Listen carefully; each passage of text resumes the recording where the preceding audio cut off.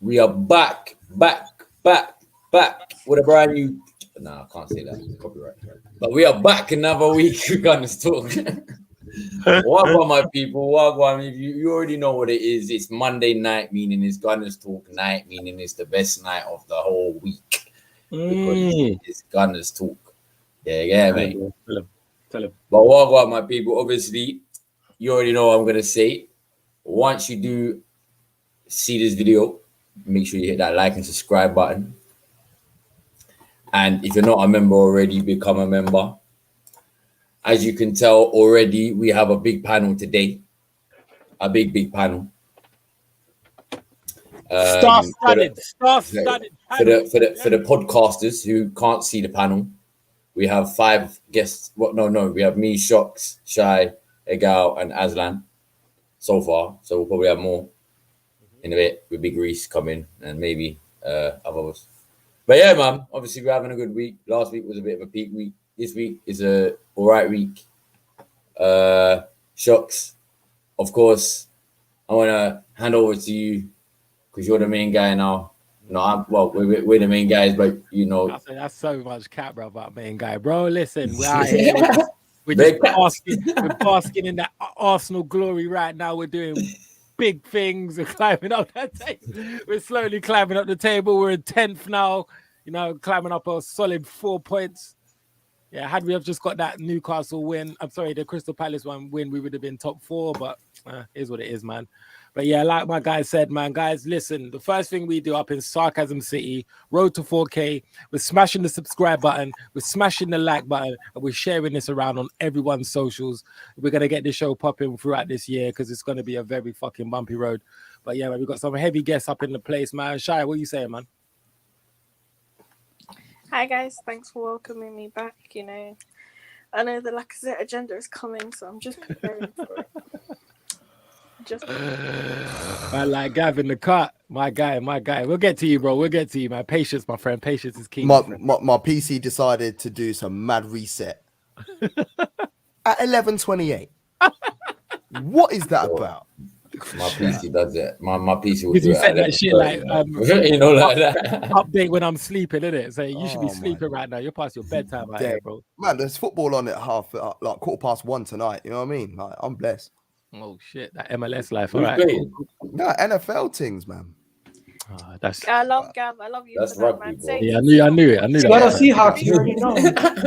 I knew that was coming. Seattle Seahawks. You and your American football, bro. I just fucking can't. I mean, I don't mind NFL, but I would just watch it once a year, and that's the Super Bowl. Rugby with padding and that, bro. Get out of here, man. Oh my days. This ain't no rugby. Hey, listen, well, why are we talking about NFL and rugby right now, man? This ain't no rugby NFL show. But this is the Gunners Talk. The Gunners Talk. So we got my guy Egal in the house, man. Egal, what are you telling me, brother? My guy Tavares, musician in that. I love it. I see that video. That's wild, man. Man's playing the cello in the Arsenal kit. It's fucking wild. It's madness.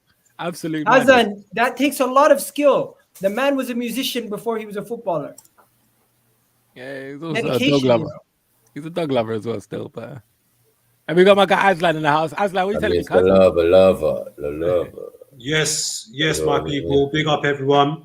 Big up everyone tuning in the chat box. I hope everyone's well. Let's get the show started, man. Underway. Lit. And last but not least, my guy Gav, man. What are you telling me? My drinking buddy, man. What are you telling me, brother? Where's the Brodellos at? Bro, next time we go out, man, we're going harder, man, still. Yeah, 100%. That was a casual, calm one still. It was calm, man. It did get messy, bro. It got a bit messy still. Got peace wild, but that's a different story for a different time. Yo, Gav, you're making me wanting to get my glasses and my hat now. Yeah. Hey, look, to be honest, do you know what? I blame Have Hope for that, actually. Man wears his sunglasses at night like Skepta, bro. Yeah, man. I blame Have Hope for it originally. But then, when you're trying to produce a show and present, and you want to make sure you're looking at the people then. So I was like, you know what? I have to wear my shades to make sure when I'm doing my thing over here and that. But then it just stuck. It stays like my loyalty to the Arsenal, straight up. Facts only. All right, listen. So we had a fucking excellent weekend. Yeah. A mad game. Boys, let me say one thing, yeah. That's the first time, yeah. Did we play 4-4-2, by the way? Yeah. Was that a 4-4-2 formation? Yeah. It was. All right, it was I'm just gonna say it now. I don't care. I don't want to hear nothing yet. I've been calling for 4-4-2 for the fucking longest, bro. Yes. In all honesty, still. Yes. I've been saying it for years, not even months, years. I've been saying it with my guy for years. Arsenal need to go back to 4-4-2, bro. I was so shocked when I saw 4-4-2 because I was like, nah, I'm seeing things. Nah, this ain't 4-4-2. Nah. Surely this ain't 4-4-2. Nah.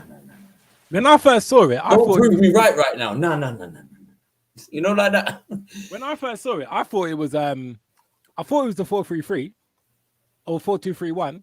I thought Oba was on the wing and Laka was in the middle with ESR at the 10. But then when it came down to it, the way they were playing, it was like some regen 4-4-2. I was like, yo. But from what it looked like that Laka was dropping deeper into like a behind the striker role. Whereas, so it was more like a 4... It's like a 4-4-1-1, isn't it? Like how we used to do back in the day with like Bergkamp in that hole, and then Henry through the middle. That's the sort of vibe that I like Dennis Bergkamp. That's my guy. Hey, guy, you're on mute. Just say it as it is. Lacazette was playing the number 10, and Aubameyang was the striker, and it was a 4-4-2, but Lacazette was the one in the hole, and everybody was feeding off of Lacazette's energy. Let's be real. That energy came from the Palace game, though. Lacazette was like the centre forward, whilst Aubameyang was the striker. He was playing the Griezmann role. Yeah, like a second striker, like early, like late 90s, early 2000s. You know what I mean? But that energy came from the Palace game straight up because, like, as soon as he came on in that game, he just invigorated the crowd. He got everyone gassed up. He had one touch, the ball went out for a corner. He's went to the crowd and got everyone fired. And I was thinking, who is this new guy? Like, who's this? I've never seen him before. You know what I mean? And like he just galvanized the side, and I put it in one of the chats. I was like, I don't think people realize how important it was for us to get that equaliser against Palace. And everyone's taking the piss out of us, trying to say that we're like over celebrating. It's just a draw against Palace, but it keeps our unbeaten run going, and people are forgetting that as well. Yeah. We're actually on a run at the moment, and if we were able to get something out of Leicester at the weekend, that changed the whole dynamic again. And it's so important. I don't like the League Cup. I couldn't give two hoots about it, but it is like it's the momentum, and confidence breeds confidence. So if we get a result tomorrow against Leeds and we get one against Leicester, that's a whole different dynamic that's going on at Arsenal right now. I agree, bro. I agree. Let me go. Aston Villa, Mandem. Where you guys at? You guys honestly thought you improved to the level where you can chat to us. Respect yourselves. Understand that when it comes to trying to buy Emil Smith-Rowe for 25 million is a slap in the face. Then saying, oh, we stole Bendia. We didn't even want him. Emil Smith-Rowe is better than him.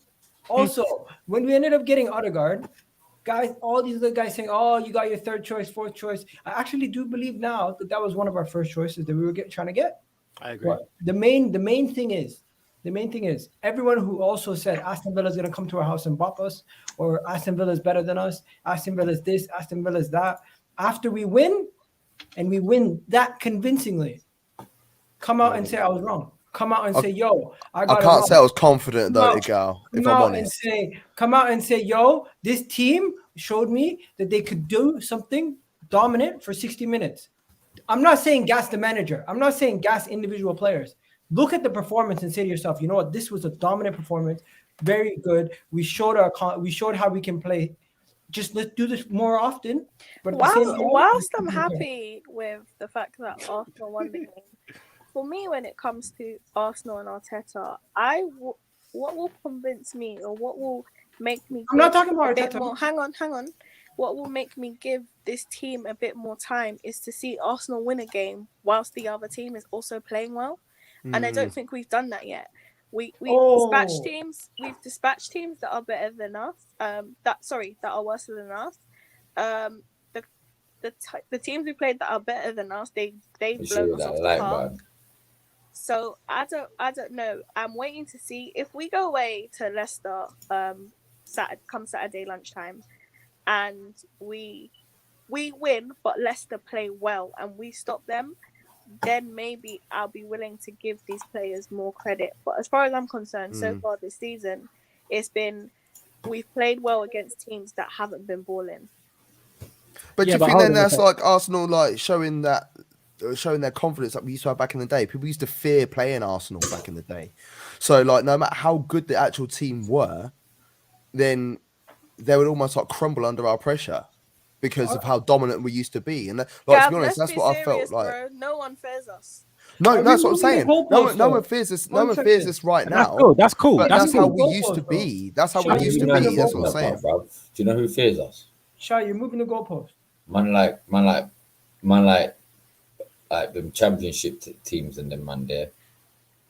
Nah, yeah. You know what? They still fear us. Just to counter what Shy just said. All right, cool. You know what? Yeah. The way how we was all moving, yeah, before we went into any of these games, yeah, like the Tottenhams and the Aston Villas, right? We was all saying like, we're gonna get pumped, we're gonna get like banged, like whatever, or even a draw. Like I always predict a win. Even I turned around and said, yo, you know what? I can see a draw in this one. I said you said we were gonna slap Tottenham, just like I did. Oh, I said we're gonna slap Tottenham. I said we're gonna slap Crystal Palace. And when I saw that we never slapped Crystal Palace and Brighton as well, I said we're gonna slap them. We never slapped them. After that, I started to think, don't shy me. I thought like to myself,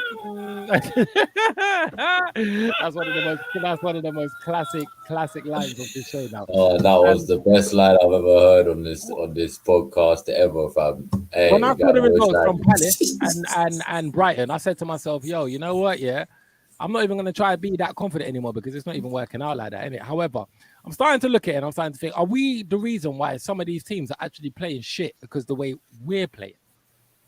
Maybe. So you're saying they're playing down to our level? Or no, I'm thinking they're underestimating. They're coming into the game. They're trying to do something that they think is going to work. And somehow it just ends up us just truly dominating the game. No? Is that not a possibility? Yourself, show. Give us credit. I think Arsenal have done it all season, right? There's only one game where we haven't come out the blocks, and that was against Man City. We did come out the blocks against Man City. No, we did not. 5 minutes. No, we did not.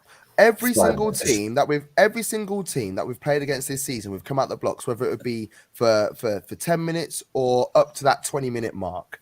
And even in that Twitter group, the Arsenal Twitter group, right, it got to 20 minutes. In that Villa game, people were like, "Oh, we're at the 20-minute mark. Oh, we're about to drop." Rah, rah, rah.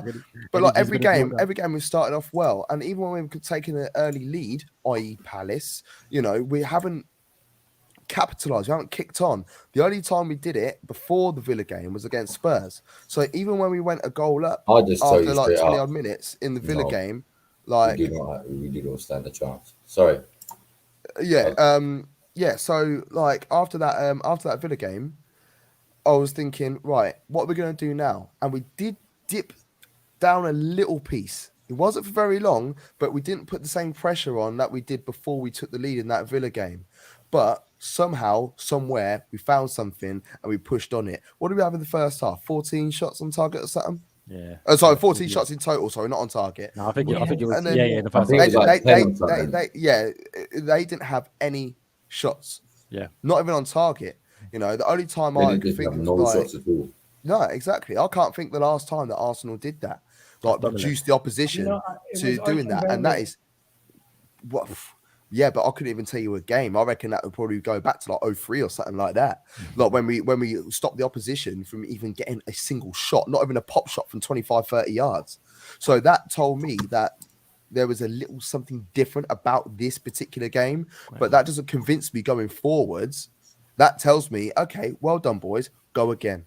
Yeah, you can do it. That's what it tells you. You can do it. So but let's see you do it more often, innit? Because Villa ain't a dead team. That's the worst thing about it. Villa ain't a dead team. We can't underestimate what Villa have got in terms of player like personnel. Like they've got a couple of weapons knocking around for him, but Dean Smith is going through a bad time. So as Shai said before, I want to see Leicester this weekend, put on a performance, put on a clinic, and Arsenal will be like, okay, is that what you've got? Okay, we've got this. Do you see us doing that? Yeah. We slapped them at home last time with Willian and Pepe. Look, Josh asked a question. We're away this Question time. for the panel: do we That was stand a away. chance against Liverpool? Was it last No, time? man, let's not Yeah, be last silly, year was man. away. Who stands Do we stand a chance against against Liverpool? apart from Chelsea and Manchester City, man? It's just asking useless questions. Well, I thought you. I was you just meant trying to Leicester. answer the question, innit? So he doesn't. I thought so he you doesn't said feel like Leicester, I'm not Liverpool. No, Oh, yeah, we we were talking about Leicester, but I think the question was about No, Liverpool. the question was no. For I just got the Liverpool, question up because Josh asked the question: do we stand a chance whatever against religion Leicester? you are, even if you're a non-believer, for that weekend, we all need to pray. You know what? Going into those games, I always say 1-0, sit back, defend with Sam Allardyce four at the back. It's Do you know not what we going to need work in that against game? Mohamed Salah, Do you know- bro. Do you know what we need in that game? Lasagna gate. That's the only thing that's going to get us No, through. you know what's going to help that game? Not even pizza. You know what's going to help that game? All the Arsenal fans just triple captain Salah and hope for the best.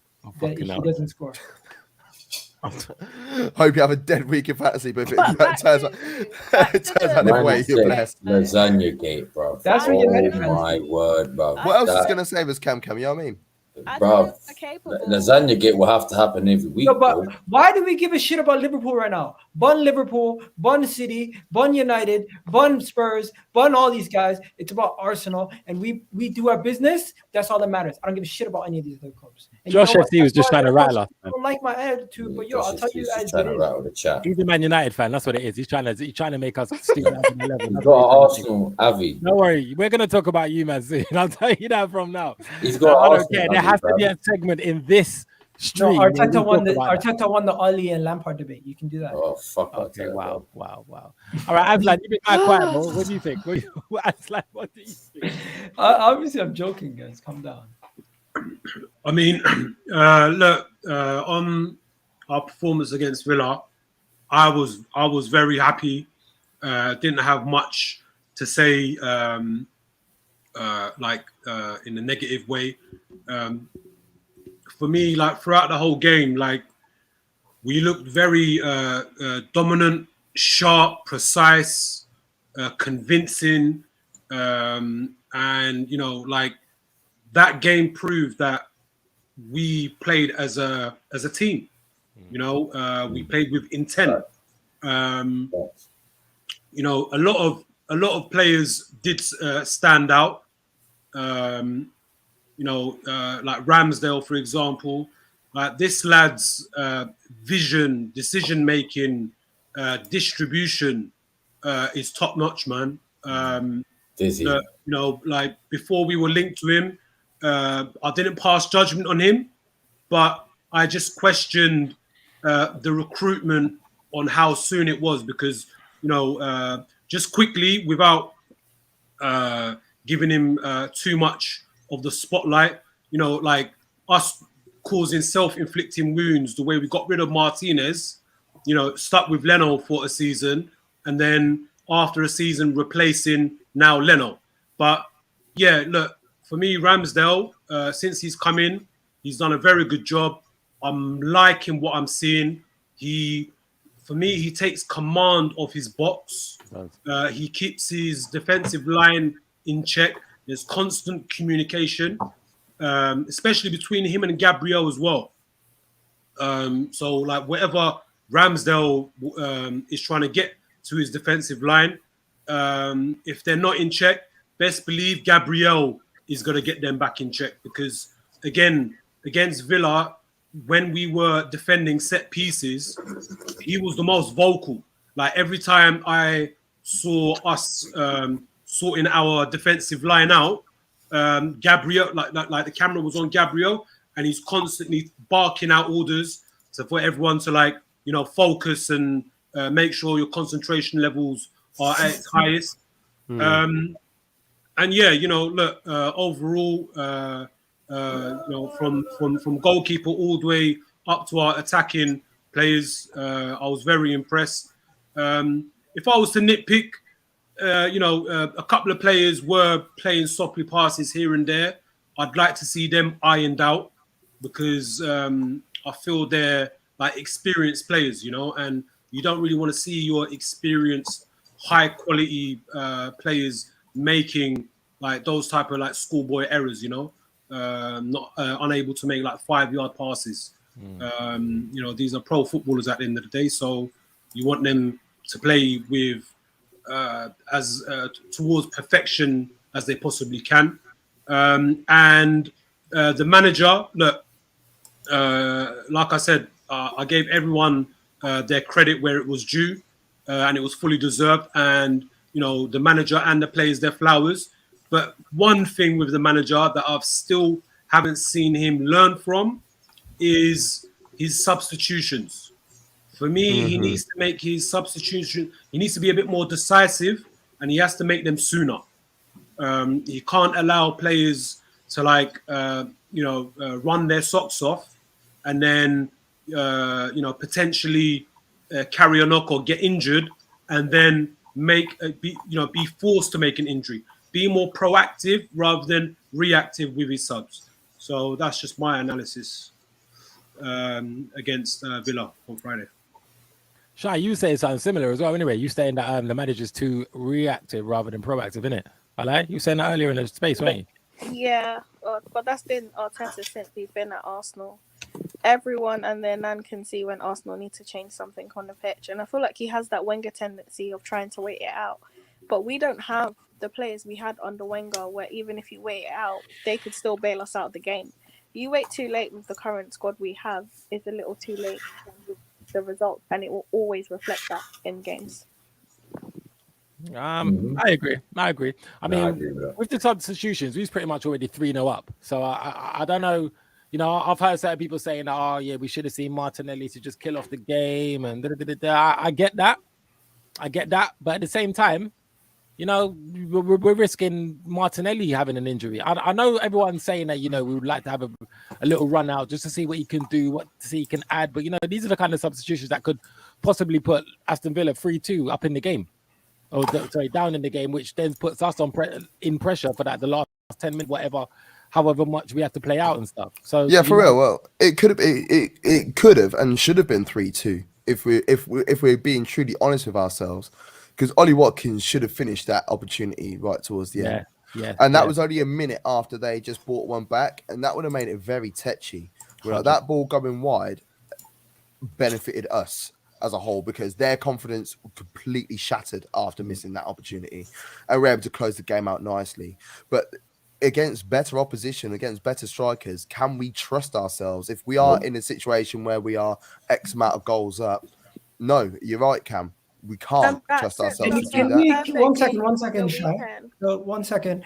Can we not constantly be overcritical? Because I feel like we're clutching at straws here. If it was the opposite, right? If it was the opposite and we lost because of this kind of situation, I get it. Or even if it was closer, but we dominated 60 to 70 minutes of this game. But Egal, I get it. But this is where for me, performances are just as important as the results.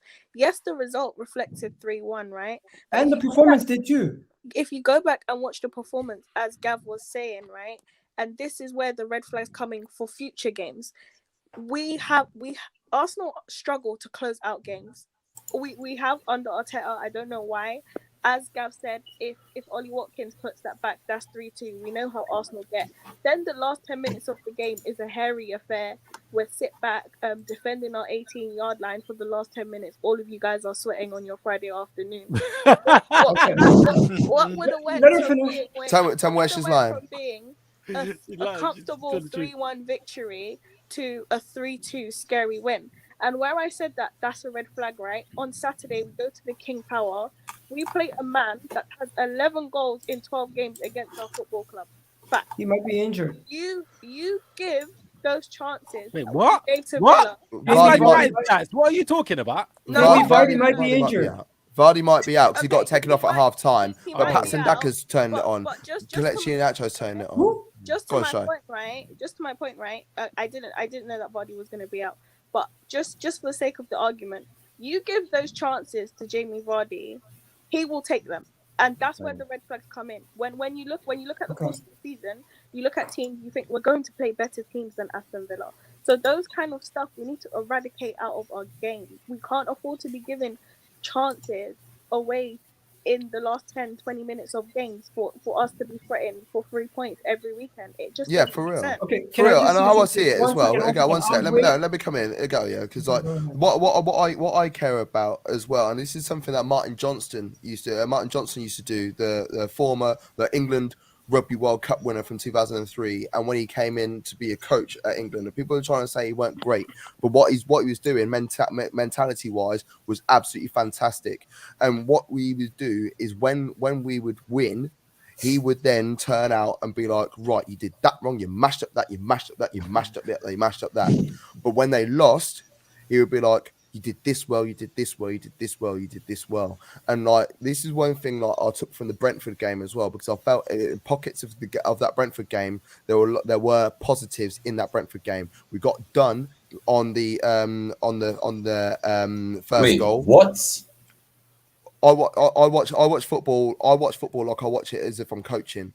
I watch it as an Arsenal fan secondary, and I'll do that with every single game that I watch. And I'll watch both teams subjectively. That's how I watch football personally. Gav, you sure you don't watch it like a referee, no? Did you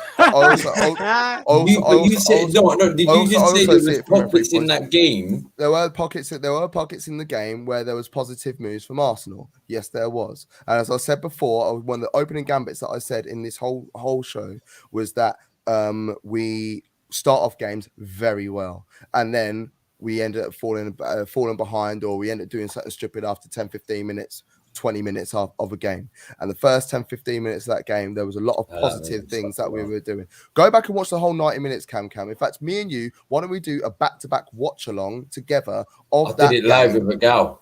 Well, yeah, exactly. But you did it live. Now the emotions out of the game. We know what the result is. Gal, remember on that stream? On that stream, I was saying how many times Ben White was out of position.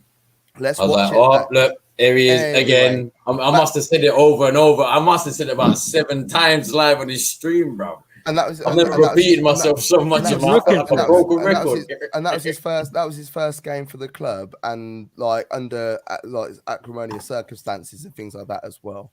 Do you know what I mean? So like, there are pockets of games where we are great. So therefore, we need to work on that, and also take the negatives from when we are doing well. And then be like, right, okay, like when we go back to the Villa game, we could have messed up towards the end. We are taking the 3 points. We're happy with it. It was a Friday. We made our weekend fantastic.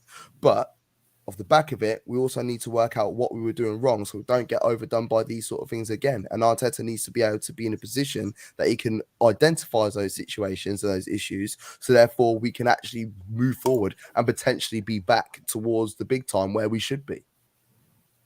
I feel you. I hear what you're saying. I want to go back to what Gal was saying. So when Gal says stuff like, you know what, we just won heavily, or not heavily, we won comfortably. You know, these men not getting a shot on us in the first half, and that's a comfortable win right there. I know they dragged one goal back, it got a bit shaky at the end where they could have got 3-2. But is there a point now where we have to just start saying, you know what, we're not that bad. Like we're all right. Like we can still do the comfortable wins. We're still unbeaten in what, 6? Is it 6 games now? 6 or 7 in the league. In the league, 6. Guys, yeah, go on. Are we gonna do this every single game? If we lose a game, oh my God, we're 10th in the table. Oh my God, we're this, we're that. And then you look towards the positives, Gal. That's what I'm saying. 1 second, let me finish. Everyone's cool. Now, if we were to hypothetically win our next 2 games and we're in the top 4, you know what people are going to say? Oh, it's early in the season. Oh, but guess what? When we were 20th, everyone was bickering and hollering, saying they don't see us winning. We could get relegated.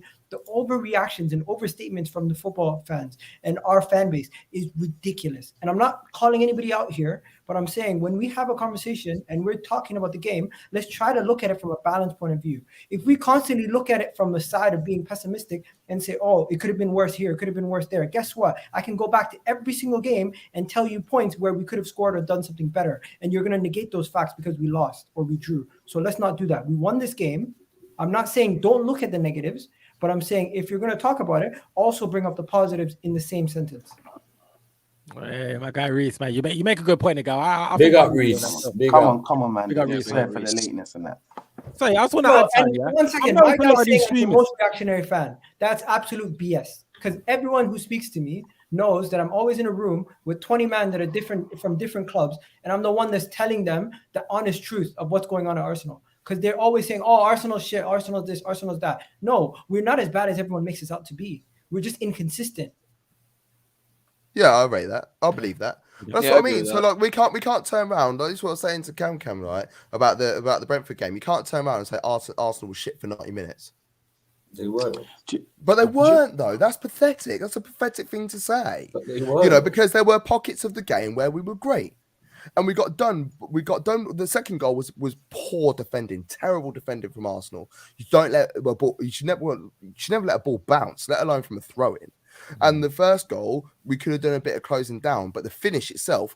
I blame Leno for that goal, man. The second goal, I blame Leno. I don't give a fuck, bro. The bro was linking arms, bro. He was linking arms with a man like he was on a date and that, bro. I'm not on it, bro. And the goal, I don't know. I think it's just a poor take, personally. But can I address what Igal just said? Yeah, I don't see it as a poor take. I'm sorry, Bruce. What I'm saying is, yeah, from what I watched, see this.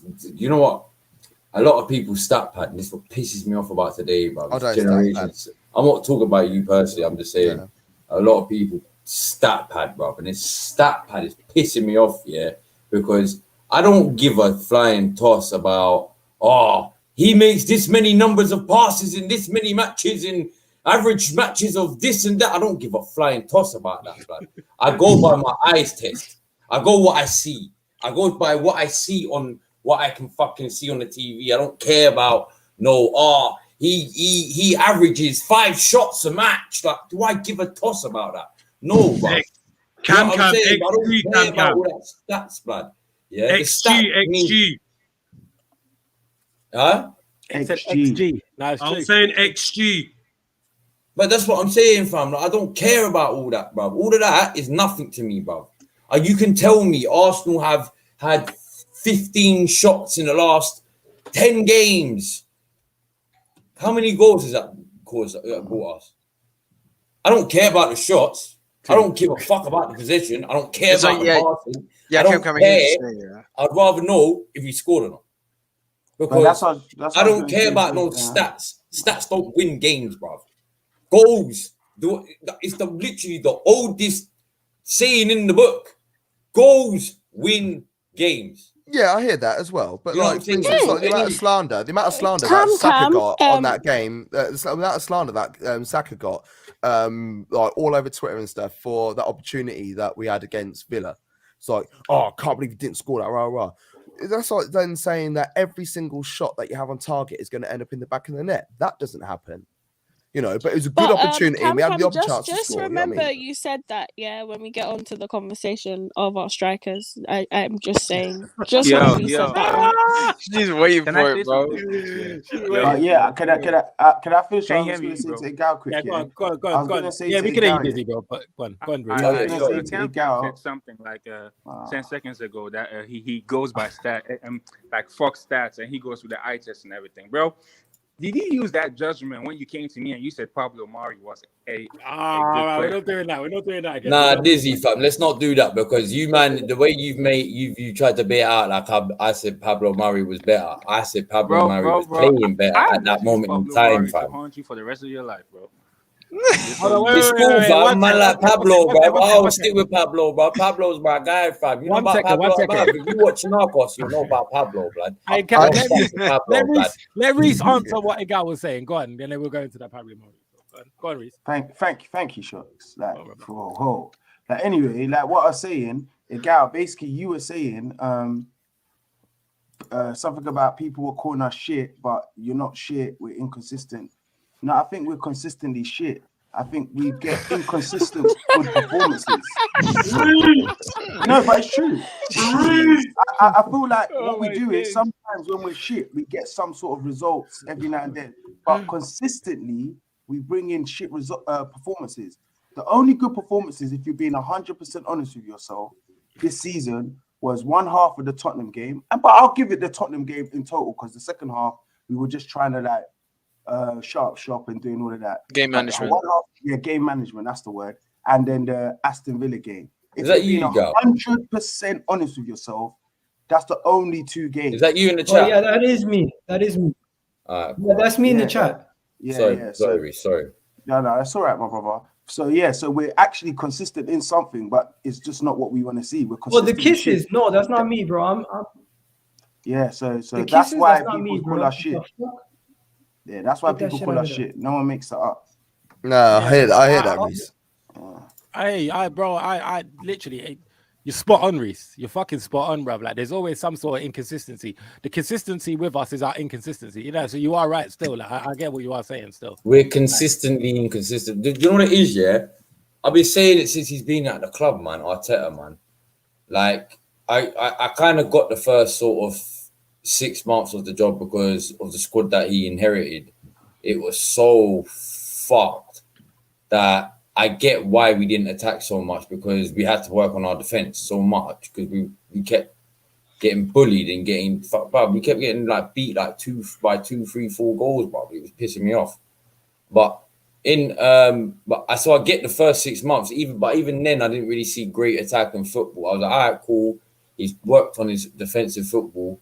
Victoria. I didn't give him a whole season last season to work on his attacking football. Not once did I see great attacking football. Not once. It was just the same old shit. I remember when I started on the terrace midway through last season, and I used to go on Adam's streams. Yeah, I used to message him every single time. Every time we're playing a game, bro, what is this shit, fam? This is jarring. This is boring, bro. What are we doing, fam? Like, even if we won, I'll be like, yo, that was the most jarring game of football I've ever watched. Like, there's nothing about Arteta in our club that's bringing any sort of football that I like, bro. Like, every single time I watched us, apart from Aston Villa and 35 to 40 minutes of Spurs, since he's been in this club, not one game apart from 1.5 games, has he actually made me think, do you know what? Yeah, Arteta might be. You're capping. The whole FA Cup run. The whole FA Cup run, but we were lucky, fam. Not even go there. Okay, let me stop everybody here. Every single one of you guys. Reese, when you say we're consistently shit, you're not actually bringing no argument to the table. You're just saying stuff to make. Reese, let me bring the argument to you. Let me bring the argument to the table for you, yeah? Go ahead. So, Egal, last year, can you tell me our run from September to December, please? Can you tell me how much games we won? No, you're supposed to make your point, not try to catch somebody else. Answer my question, brother. How many games did we win? What is your question? One. If you're trying to tell me to remember, one second. If you want to ask a question, ask a tangible question. It is tangible, bro. Let her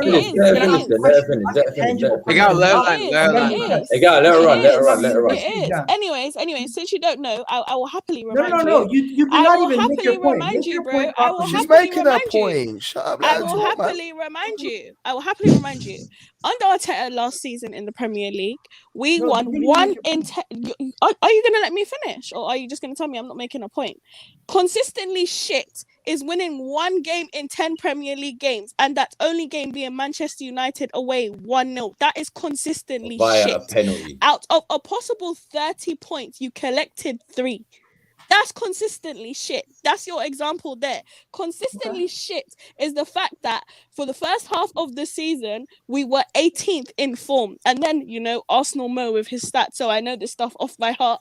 For the second half of the season, we were 4th. We improved, yes. But being consistently shit is finishing back-to-back 8th place finishes in the league. That's consistency. It's like, I hate when we sit here and every time we do this, we act like this Arteta is some new kid on the block. He's no longer the new kid on the block. He was the new kid on the block when we had the likes of Mustafi, Bellerin, and so forth and so on starting in our club. He's no longer the new kid on the block. He has learnt nothing in his 2.5-year spell at Arsenal. So I don't know how we're gonna sit here and say Reece is overreacting when the proof is literally in the pudding. All you need to do is eat it. Okay, stop. Thank you. First things first. First things first. You said a lot of things there. But the first thing you drawed on was our form on the first part of last season. You did, and you mentioned the second part, but you glossed over the whole fact. I'm not saying Arteta is amazing. None of us are. What I'm saying is when we make accusations and we make statements, we have to be balanced to a certain degree. When you say consistently shit is 8th place 2 years in a row, yes, to our standards, that is terrible. 100%. I agree with you there. But what we're doing right now, We are building, and we've been on good form for the past 6 weeks. Everybody here can say we've been on decent form over the past 6 weeks. We have not been even playing to our highest level. We've been playing at a bad level. What's to tell you that we can't kick on and do better? Bro, Nothing. we haven't been on good Do you know what form. it is, We've been Gal, lucky, yeah? Oh bro. my days. I just I realized. wouldn't say we've been Gal, lucky. Do you know what it I'll is, say Gal, yeah? no, we've been I lucky. just think If we're all lucky, what's stopping us from kicking on and progressing more? no, I'm not even gonna say luck, though, Gal. Yeah, I'm gonna say I'm just being consistent, and let me explain to you why. Yeah, let me show you how balanced I am. Let me show you exactly how balanced I am. Unai Emery was our manager, yeah, and I think we were third in the league table when people started screaming, "We don't like the football we're watching." Yeah, I think he was 8th when they finally pulled the plug and said, "Get out. This is not the standard we require at our club." Yeah. The season before, I think he finished 5th in the Premier League table. 5th. Something a lot of you guys are predicting in the He spaces. bottled We're top going to four, finish bro. this Don't season. He did bottle for that year though. And Europa League final. So he apparently bottled top 4, and 5th is the things I keep hearing in spaces where everyone thinks we'll finish this season as a good season. Yeah. So he finished 5th, and the following season he was 3rd when a lot of noises was happening that we're not happy with what we're watching. And then when he was 8th, they finally pulled the plug. He then took over that side, the side that finished 5th, and we felt 8th was not good enough. He took over that side. And I think Arsenal fans, we're going to use the word balance. We were balanced enough and understood what he took over enough to say, do you know what? We'll give you some time. We're not going to judge you off this one alone. Do you know what I'm saying? All right, cool. You can use the FA Cup and all of those things to back up his argument. I'm not biased. I understand it. But at the end of the day, there was one thing a lot of people kept saying. They said, we're still concerned because the Premier League is where you really see consistency. Do you know what I mean? One-off cup games where you play a game, then cool, and then you go back to a game. That's all nice. But the Premier League is where our concerns are. We saw it in the first, then we saw it last year where we were like, bro, what's going on? All right, cool, Gal. Yes, from December to the end of the season, we were 3rd, 4th in that table. But what I've been trying to talk about is performances. Yes, he can finesse results. You know, against Chelsea, we got 3 points. You know, that whole game, we were in our own area. You can't do that, bro.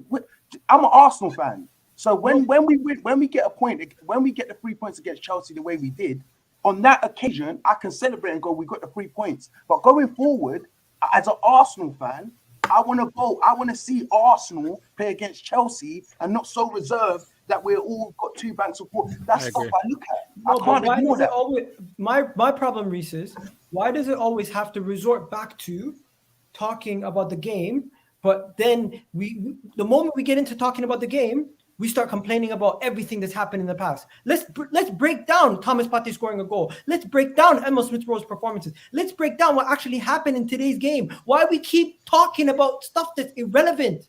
We know it's not irrelevant. You know what? It can't be irrelevant. No. In my opinion, we know the past. The future is what we're looking towards. Okay, when we talk about the future, then we can do that. Let's talk about the right now. Okay, we had so a great Gal, performance. But we're Gal, seeing issues Gal, in if we lose areas this- that happen in No, games he's right, that bro. we're No, I get what we he's lose saying. to No, I get the point what he's saying. Yeah, he's trying. Basically, he's saying, look, too many people 40 are minutes looking in, at the we haven't past, mentioned and too many football. people are looking at the future. Just fucking enjoy it for what it is right now. Yeah, I get it. but Cam, at the 40 end of minutes. the day, right? Smith-Rowe Gal, wasn't At the mentioned. end of Gal, the day, hang on one Fuck second. yeah, Gal, if we no. lose to Leicester, Bro, I've Gal, been if we lose quiet to the Leicester, whole time.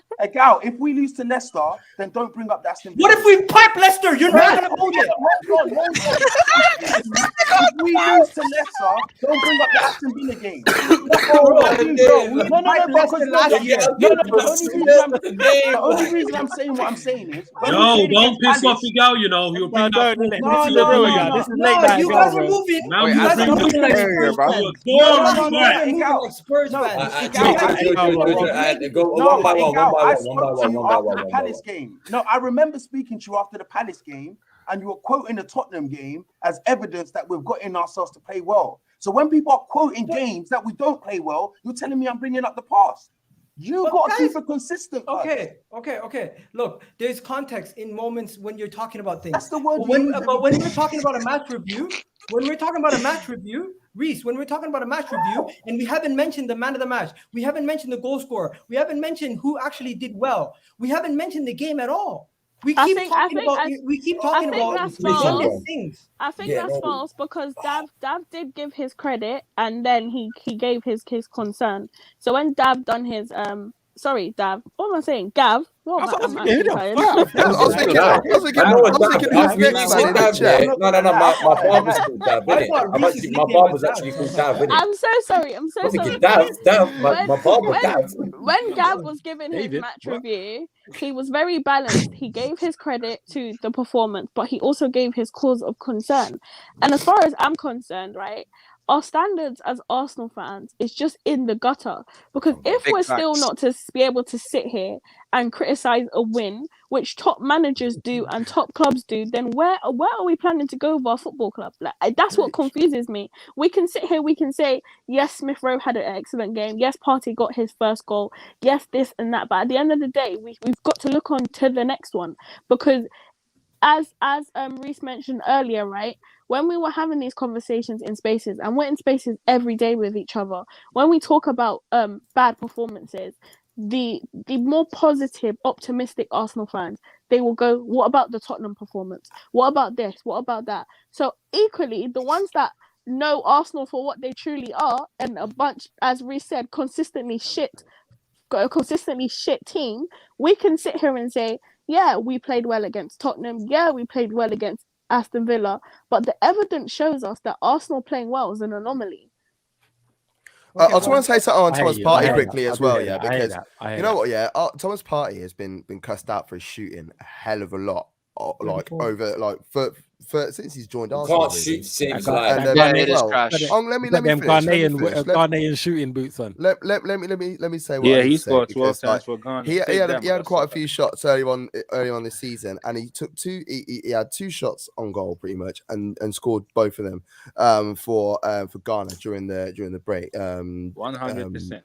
You know what I mean? And I just felt that it was coming for Arsenal because that opportunity that he had against Palace, which just whistled over the bar, I was like, it's getting closer. And then he licked the bar against Villa. I was like, he's going to score next time he has a shot on time. He scored today. He was going to bag. And then he bagged. I was like, I knew it. He can't shoot anymore, bro. You know, it took him. I don't mind him going for headers. Go for headers by all means. Just don't fuck. Because if you shoot, it's getting closer. It's getting closer to the target because, as I said, the one against Palace, it's never going in, bro. The one against Palace literally whistled just over the bar. It's never going in. The one against Villa, before he scored, licked the bar. I guarantee you, it will never go in. I reckon he's going to score three goals from the thing with Partey is shooting outside the box, right? I can't remember which game it was, but this season, something. El Neni and Partey played together. El Neni scored. I remember this. I haven't smoked too much. I remember this. Since then, he's gassed him up. No. What I'm saying is, I can't remember what was the last game they actually paired up together in midfield. But in that game, El Neni scored, right? And then ever since then, Partey's been meaning to score a screamer or a rocket outside the box because he doesn't want someone like, Mohamed El Pirlo to outshine him. Do you know what I mean? So, do you know what it is, Aslan? Yeah, as well.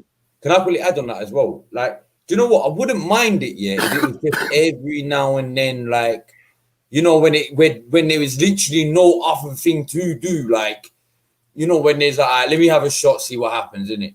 This guy, and I don't mind it if he tries to shoot it like somewhere where he's got a better opening nearer to the box, maybe where the D bit is, where he's got a bit of the opening there. I know, don't go there, don't try and anyone try to click that. You're dickheads, you're pagans. You know what I'm talking about? You're just childish. You're childish Gambino without the Gambino, innit? Anyway, where the center circle, the half center circle. You know what you mean, man. Yeah, is where they on the top of the area. It's just called the D. Yeah, that's what I'm saying. It's called the D, innit? But you know what today's saying? Look at these, look at these laughing guys. Look at these unprofessional guys, bro. For me, when it comes to individuals shooting outside the box, right? For me, if we are on top of the game, if we have got a lead, right, and we want to express ourselves, and if the right opportunity calls for it, then cool, shoot outside the box. but I don't want it to be in positions where we're 30 yards out and literally you're hitting and hoping. I don't want to see that anymore. And in that Villa game, you don't know what Tavares tried it a couple of times. Lokonga tried it. He kicked it into the top half of the terraces, bro. Row Z. Oh, yeah, Lokonga shooting might be worse, you know. Fucking hell. You know, so and for me, this is all set from Partey wanting to score a screamer or a rocket. So for me, he each needs to simmer down a little bit, calm down a little bit. Like, look, I'm more than happy for him to actually get off onto the mark and actually score it. You know, and look, did we get lucky with those 2 goals? Because look, let's be real. Martinez, he fumbled. Like he should have saved Partey's shot, but again, that's Martinez and Villa's. I love that reaction. You know, I have to stop there. And the same with the penalty. Penalty reaction was the best. It was a good save by Martinez, but again, it was very good of Aubameyang to stay sharp and on his toes for him to actually go for the rebound. Again, I'll rate Aubameyang Martinez and Villa's problem, not our issue. Oh, by the way, look, because I want to clear up the penalty thing as well. Let me just clear up that penalty incident as well for anyone that's like, oh, they gave the penalty way too late. Listen, what I heard was, and this is the official rule, when there's a foul committed, VAR, as soon as the referee says there's a foul committed, there's a potential foul committed, or if it's a VAR checked anyway, like penalty in that, that the timer on the clock will stop. It will keep going. You'll see it keep going. But in game time, for the referee and VAR, the game stops. So when the penalty was given, when the penalty happened, like the challenge, it happened on 50 seconds. So we still had technically 10 seconds of play left. And then people were going on as well about why didn't he blow as soon as Thingy saved it? Why did he get a chance for the rebound? Because he still had 10 seconds left.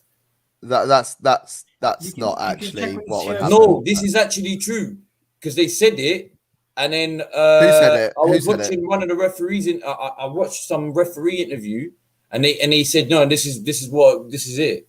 Because there's no like on in a situation where like VAR is involved with a penalty shout, there's no time on it. But if it was just a free kick on the edge of the box or something like that, then you could blow the whistle and crack on with it. But in a penalty, the only time you can extend, the only legitimate reason why you can extend time beyond the allotted amount of time given is for a penalty. It just so happened to be a VAR. No, that's what I'm saying. That's exactly what I'm saying. Basically, because of the time stopped as soon as the referee went in his ear. Stop. The time. No, the time. Even, I don't mean like, the time actually stopped. The referees wear 2 watches, but neither of them will stop for any of that. They'll make a note of the time when it happened, but that is it. Yes. No, what I'm trying to say is, if the ball doesn't go out of play. Like the referees actually made a mistake here because what they were trying to do is wait for the ball to go out of play before going back to review the situation. But what should have happened, that conversation, once it began, it's like, I want to have a penalty check here. That goes up to VAR room, and they should be looking at that and then give the penalty regardless of where the ball is on the field of play. That's what. That's what they should do. Did you guys think it was a penalty? Don't do that. They have to wait for the ball to go out of play, and the ball didn't go out of play for like 2 minutes after. But what I'm trying to say is, as soon as that penalty was given, when you're saying there's a penalty check, that's when the timer stops. Not the actual time on the clock, but the timer stops. Actual game time stops. Because now, no, it is because now he's got to wait. No, it is because he now has to wait for the ball to go out of play so he can blow. That's what I mean. Like, so we can go and check for the VAR. It's not his fault that the ball didn't go out of play for 2 minutes. Even if that was beyond the allotted time for a penalty, then you can allow time to be added on. So it's got nothing to do. There's no such thing as a random clock stopping or anything like that. Trust me, I know that. Go. Oh, I can't. You are aware of what I do or what I did do. Yeah, exactly. I am. That's what I know. No, but what I'm like, they were saying it. They were saying like they brought it. Anyway, this is You're talking to as an actual stats. referee, bro. Like, come on, man. No, I'm just saying what I saw and what I heard from these refs. What this interview I heard from one of the refs, because what he was basically saying, was as soon as the foul was committed, and he said there's a potential VAR check. The technical game time. So even though it went above, we had 2 minutes. Even though it went a minimum of 2 minutes. That's what I'm saying. No. I get it. I know it's a minimum, but I get that. What I'm saying, but they normally blow. Everyone normally blows on the 2 minutes. Even if they blew, you can have them in the changing room if you like. It happened in the Bundesliga, and it's happened in a couple. No, but he didn't blow for half time. No, but if they got them, it was Freiburg. Freiburg versus Bayern, wasn't it? And they took him. They went to the changing room. They took him back out, took the penalty, and then took it back in because it's a penalty. You can do that anyway. But Corey, you said something. Did you think it was a penalty? When I first saw it, I didn't think it was personally. And then when I first saw it, no, I didn't think it was. No, but Gav, you know what I saw, right? Again, I was like, whoa. No, because you know what I saw, right? I've seen Target catch Lacazette before he's got the ball. So when I first saw it, I said, nah. I was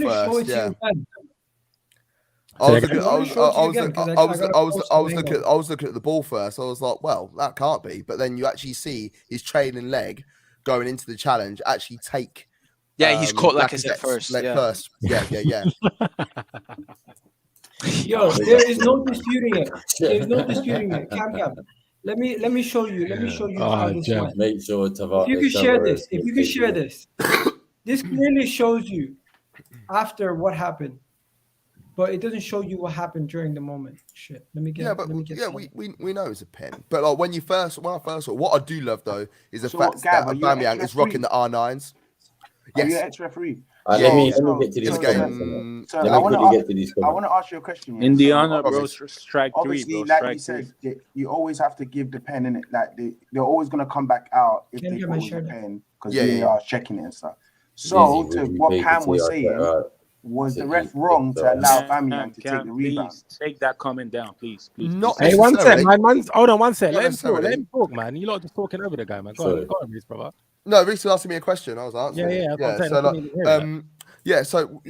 ask the question again, Reece, because I heard the question. But so basically, you were saying obviously VAR can make that decision. You can bring people back out if it's a penalty and things like that. So I'm saying, was the referee wrong to allow the rebound? Was that extra play just for the penalty?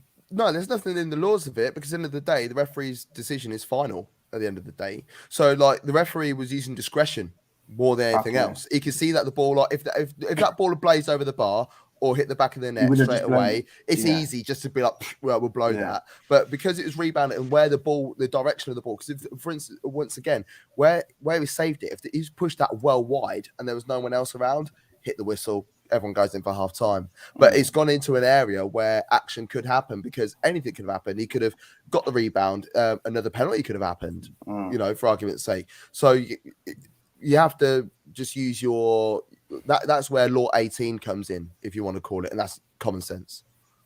Okay, can I bring it back to what Azan said?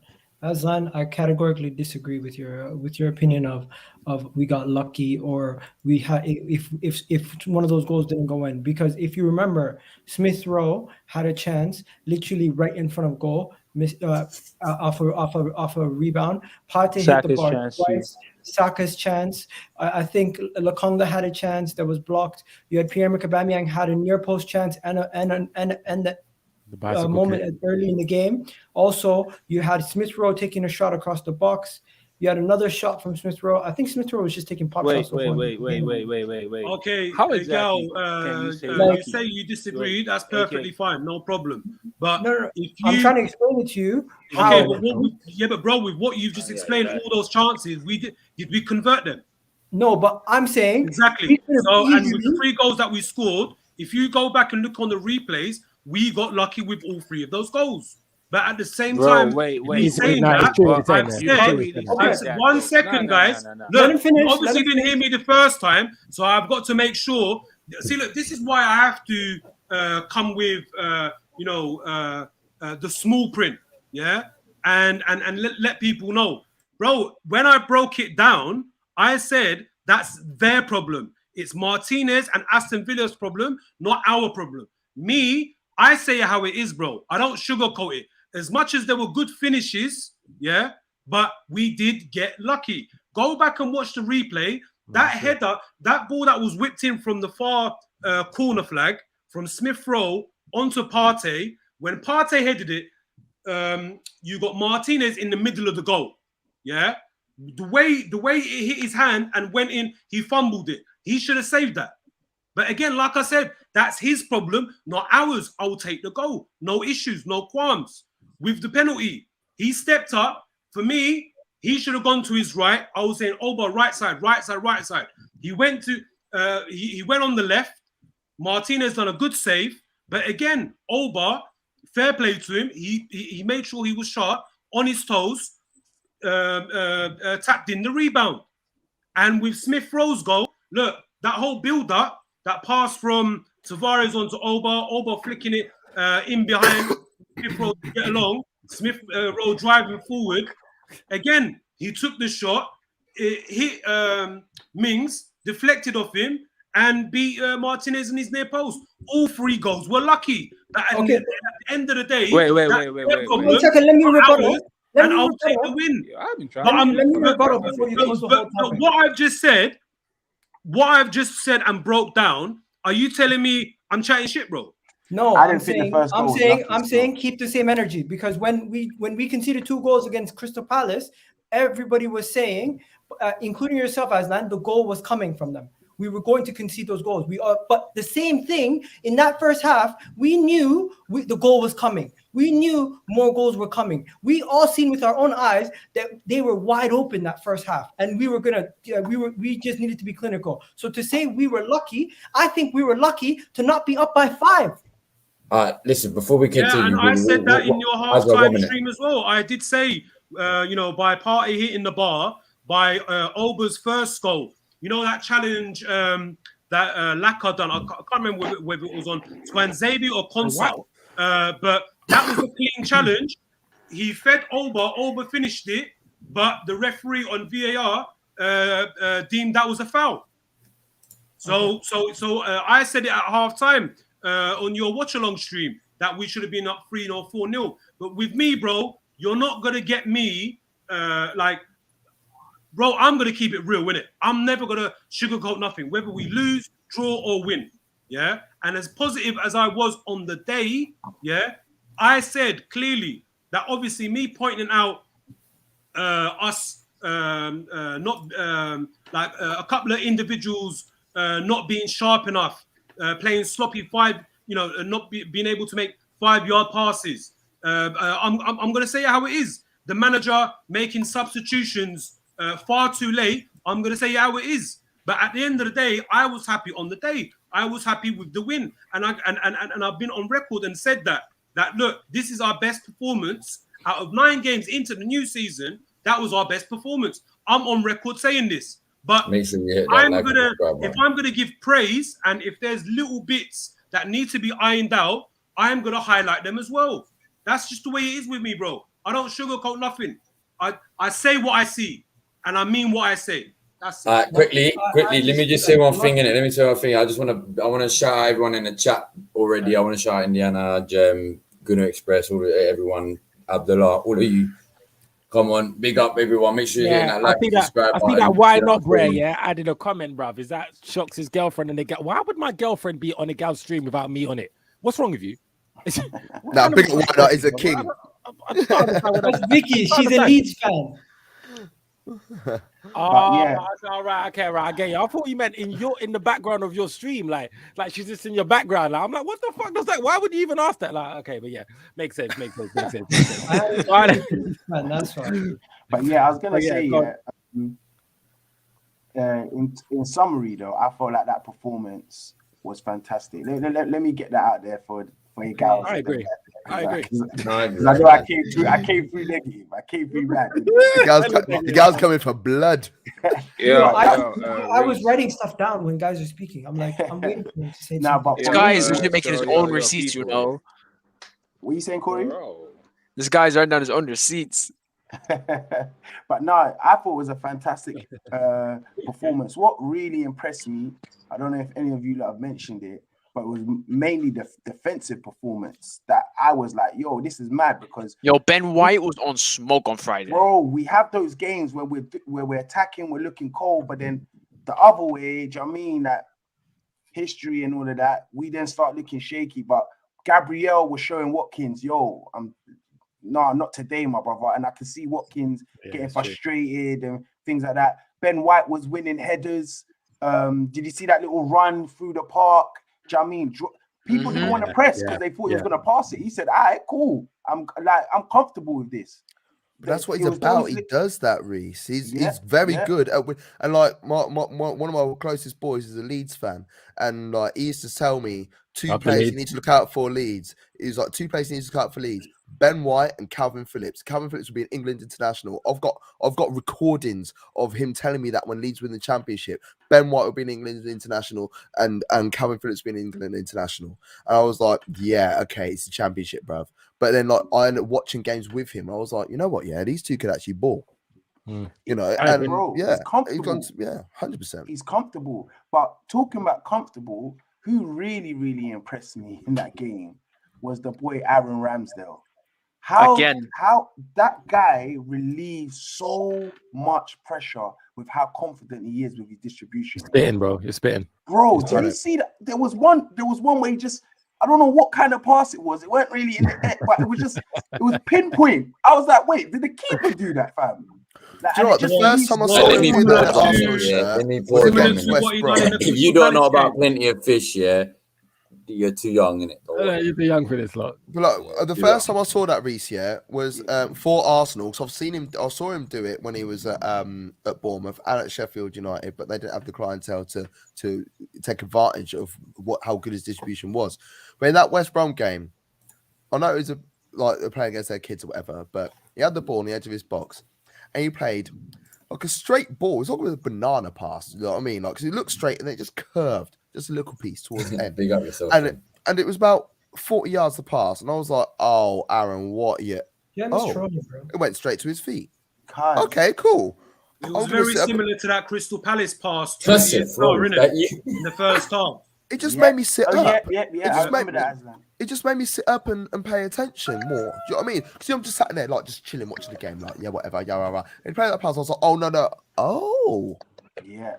Yeah, that's what I like about Ramsdale. I mean, look, it's pretty fair to say since he's come in here, the guy's communication and distribution is top. Is top tier in the games that he's featured. It's top tier, especially if we compare him to the likes of Leno. And what I like, but for me, like his distribution aside, I think it's his him being vocal to command his defensive line in front of him, and two, his decision making. Because with that pass that you brought up, Reese, for me, what that translates, right, is that because I think just ahead of him, he had Ben White. At that moment, he had Ben White in front of him, but there was like a couple of players that were very tight to Ben White. And if Leno would have featured in that type of game, he would have passed to Ben White and put him in a position, because we've seen him do that to Xhaka. And who was the other one? Gets the El Nene. I think it was Xhaka and El Nene that he's done that to. So I like the fact that when it like he's very sharp on his feet, and for him to able to make those decisions where he's cutting out two passes to make that one pass himself to get into midfield and allow that transition to like get kick-started. Do you know what I mean? Like he's not about this playing out from the, like obviously when he needs to, he'll play to his defenders, you know, whether it's the fullbacks or the centre backs in front of him. But if he feels that I can play a pass to the midfield and kickstart the transition or kickstart the attack, I can do that. I'm capable of doing that, you know? Yeah, So I that's love that. The fact that you see him being do vocal, this. his decision making, and obviously his distribution. You know? Well, Dizzy, You guys- you just you said guys about rewatched the Dizzy game was on saying Match of the Day or something. Dizzy just said about the relegation situation. Like Dizzy, I'm keen to get your opinion, because like my opinion before, like from last season, not last season, season before, when I used to do my old podcast, I was like, you know, that move for Matt Ramsdale to Sheffield United, £18 million, I don't think it's all that bad. It could be a hell of a lot worse. You know what I mean? And like, he's not a bad goalkeeper, but he's had to deal with bad players. But then there was like, mate, I don't really question the mistakes he was making, because I don't think he made that many. I was questioning the defense that he had. I think my concern, as well as a lot of Arsenal fans, was how much money we spent on him and how much pressure we were under to try and get hold of him as well. So Dizzy, so Dizzy, no, but that's my personal opinion. But I'm keen to find out what you're saying, Dizzy, because you mentioned about Ramsdale. Nah, bro. Like, apparently he has been relegated 4 times. He has faced 5,000 shots. He has conceded 300 goals. Yeah, so apparently he is shit. But no. Sorry. No, I think this He's taking the piss. He's taking the piss. But Dizzy, why have you suddenly why are you getting all sarcastic the moment a certain someone joins the panel, bro? I don't get this. Nah, I need y'all to hold. Very passive aggressive. Take the L. Take the L, please. Take the L. Who's taking the L? Me. He already took you, it. He said, Express, who's taking the L? Me. Yeah, Dizzy. Have you not sipped on some like gone off orange juice or something? Dizzy. What's going on with you, man? Are you man lacking sugar? Like, have your sugar levels dipped or something, bruv? Like, what's going on, bro? Are you including meanness? Dizzy. Why are you including meanness? Dizzy, you can't know. Wait a second. You can't talk about taking L's, bro, when you still sit here and complain about Guendouzi saying he's shit when you should be taking bro. Talk about taking L's, fam. You're the worst for taking L's, bro. Nobody's talking about Guendouzi. Is this Arsenal civil war? No, what I don't understand is why are we bringing this status energy onto a live stream, bro? One at a time. What is this, bro? Listen what I'm saying, bro. Like, this guy just said, don't talk about Guendouzi. Well, why are you talking about Ramsdale like that, fam? Like, what are you on about, bro? Like, bro, Guendouzi plays for fucking Marseille. We're talking about Arsenal versus Villa. We're talking about that's cool. Listen. Order in the chat, blood. Listen. All right, listen. Man's got bare sand in his vagina. Let's talk about something way more interesting right now. Let's talk about Lacazette's impact. That's where I was gonna lead. Let's talk about the fact that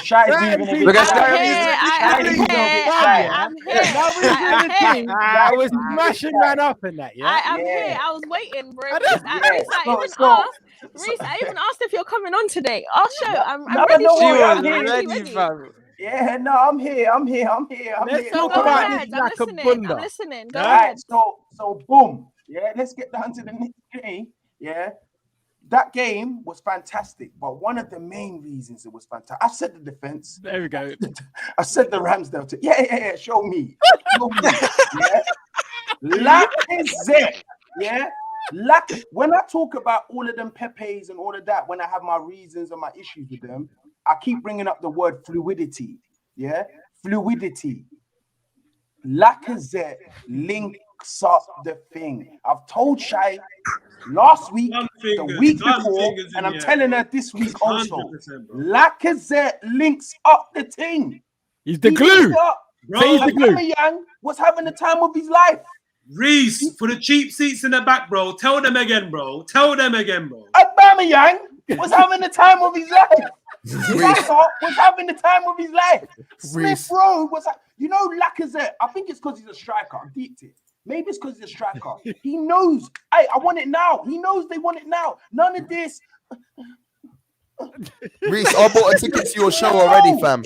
I bought a ticket to your show already. And like the thing is, when we're in the space talking about all that sort of thing there last week, And like, I was like, yeah. And Shy, to be honest, Shy, I fully backed what you were saying. I understood what you were saying, but he is a different level of energy. We spent a lot of money on him, but that isn't Arsenal. That isn't us that spent that money on him. That's Arsenal. That's Ivan Gazidis. One second. That's Ivan Gazidis that was spending that sort of money. What a rat that guy was at our club. You know what I mean? And the value, this is what I always say. I always end up going back to this statement on anyone's chat, and when I'm in the pub, chat to my mates, chat to my girl, whatever. The value of the player isn't depicted by the player itself. It's depicted by the club that you are purchasing that player from. And the team that fucked everything for everyone was PSG buying Neymar. If PSG didn't buy Neymar for 226 million, the release clause was there to deter. They ended up saying, do you know what, bun it, we're going to pay it anyway. And that mashed up football finances for everyone and everywhere and everything everywhere. So like when it comes to when we spent 50 million on Ben White, is Ben White worth 50 million pounds? No. Was Ben White's value to Brighton 50 million pounds? Yes. Jack Grealish, is Jack Grealish worth 100 million pounds? No. Was his value to Aston Villa 100 million pounds? Yes. Even the chairman come out and had a chat about it and said, look, this is what we put in there. If anyone wants you, well, they've got to pay that money so we can help us rebuild. People, when they're selling players on, they're doing it for the benefit of themselves. You know what I mean? So, like, when it comes to Lacazette spending like for 50 million pounds, was he worth 50 million pounds? No. What Arsenal should have done in that time, though, we should have said, you know what? We ain't going to pay 50 million pounds for you. We're going to pay 70 million pounds for you, and we're going to take Nabil Fekir with you as well. And at that time in 2017, Nabil Fekir, 2017, 17, 18, whenever it was, Nabil Fekir was one of the best attacking midfielders in Liverpool at that time. At that time, well. And like the link up between Lacazette and Fekir was incredible. The issue was, we had Mesut Özil at the time. So how was Nabil Fekir going to get into our team? And like the reason why some players look so good is because of the mate that they've got playing alongside them. Like when you look at a decent centre half, you think, wow, he's incredible. Why does he look so shit when he moves to another club? Because his mate ain't stood next to him. The balance. You know what I mean? Is it my turn now? Sorry, let take it away. Okay, so as far as I'm concerned, Reese, I'll never apologize to you, bro. Did you score?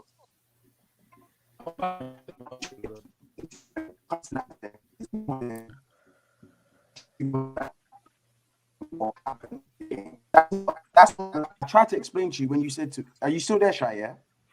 I'm sorry, my connection just bugged out, so I didn't hear like the last 30 seconds. Okay, no, my connection. I think that was my fault because my connection, my internet just wanted to act up. It's okay. It's back now. Are you a BT as well, Cam? I don't mind repeating myself, bro. It's all right. Repeat yourself. I'm the worst one you can get, bro. I'm bottom of, bro. I'd rather Vodafone than I'd rather E-Box. I'd rather a Tesco box, blood. I'd rather a GSM SIM card, bro. I'd rather go to Tesco and ask for their Wi-Fi code, G. Yeah, I'll get a better fucking quality service from them, bro. That's cool. Anyway, we never lost no listeners. Go on, Reese. Carry on. Go ahead, Reese. Repeat yourself for me. I'm listening. Oh, it's got a liquor. It's mash up again. It's definitely him. I'll blame Reese. That's Spooner. That's Reese's connection, bro. It's Reese. Reese has got that Vodafone. Reese has got that 3G connection, bro. Reese has got that 3G Wi-Fi, bro. That's got that McDonald's Wi-Fi. Still, because every time I'm about to talk about Lacazette, this team keeps loading, guys. Go ahead, Reese. I'm listening, bro. Press his flight mode before Reese chats. Well, by the way, Edu came out with the Instagram post licking up his daughter's feet. We don't need to know about that, bro. Go ahead, Reese. That's a fantastic question because that question, for me, summarizes Lacazette's period here. Fantastic question, Shai. And what it is with Lacazette, it's not good enough for you to go on your phone and just check stats in that little Premier League app and see if he got an assist. No. If you want to know what Lacazette does for Arsenal Football Club, you got to watch matches, mate. You got to watch football matches. So when you go to me, what did he do in the last 6 years? And I keep going to you, The first season, cool. My man was struggling. He was trying to adjust to the league. Cool. Boom. You can have that. If you want to have that, have that. Wait, hang on. Let's add some more context. What did Wenger do in the January transfer window to save Lacazette's ass? He didn't do it to save Lacazette's ass. That was the opportunist thing in the market because he knew he was getting rid of another striker. So while Aubameyang was at a decent price, I'm getting him now. And we all know he had to get him then. So Reese, I want you to be honest with me, yeah? And God is watching, so don't lie. At the time, when it came up to that January period, was Lacazette good enough to lead Arsenal's front line? No. First season, okay. Continue. Yeah. Continue. I like was Thierry Henry good enough to lead the line for Arsenal in his first season? What is going on here? Gav, no.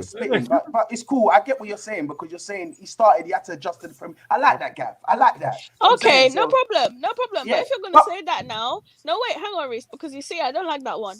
Now, 6 years into Henry's career compared to 6 years into Lacazette's career, should we compare that? We go again. So I gave you the first season. I gave you the first season. I was like, you can have that. Second season, who was the player of the season for Arsenal Football Club again? It was Lacazette. Thank you very much, madam. You remember your stuff. So the second season, he was the player of the season again.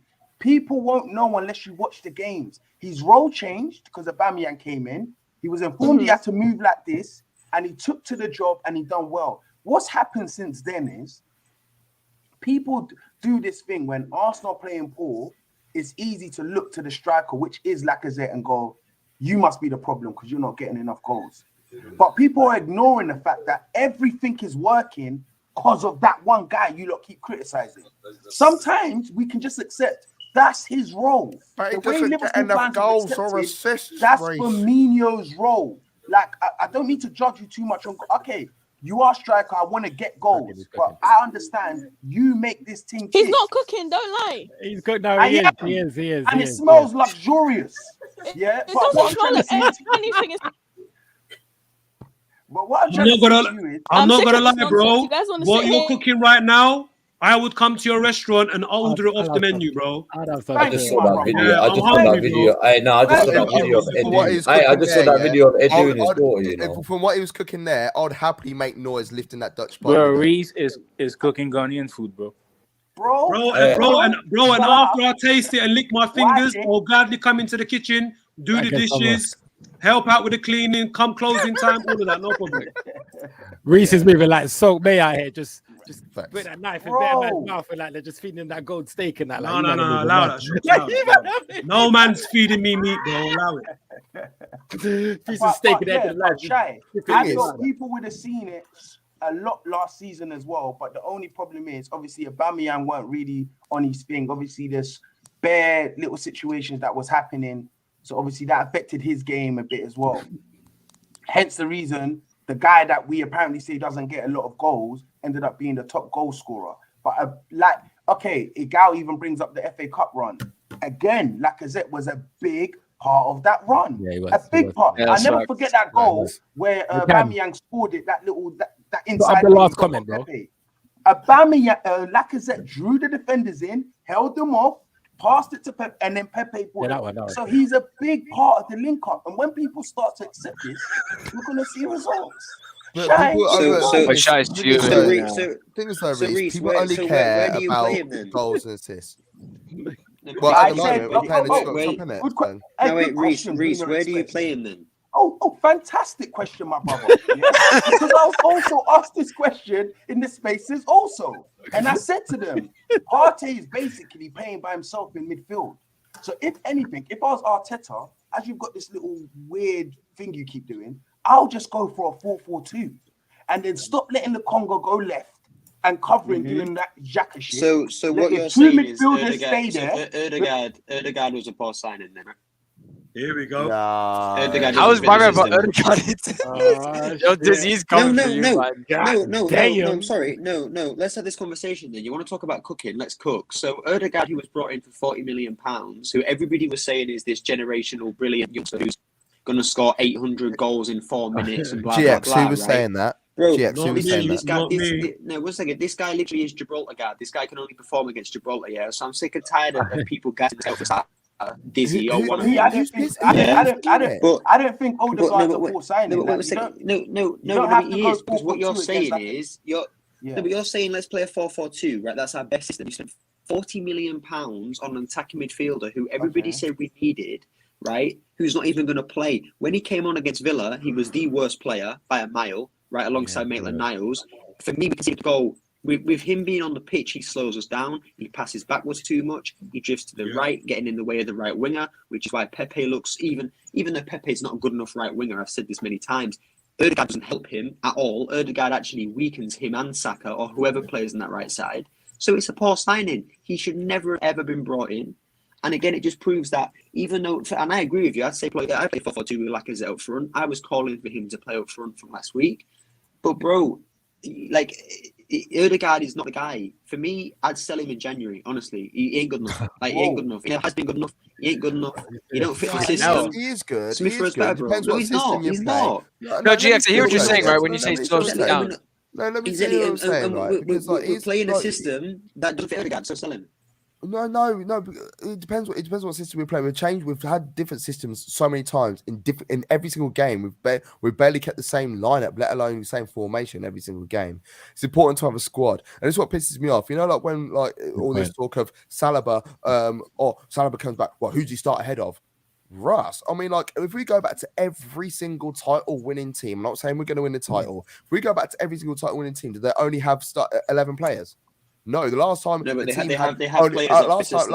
last time a team only had 11 players and to want to go win the league was back in the 60s. They have players. You know what I mean? So like now, but we've got players that are going to fit different systems. We've got players that are going to fit different systems depending on what formation we play. You don't want to this guy just came in and completely destroyed the fucking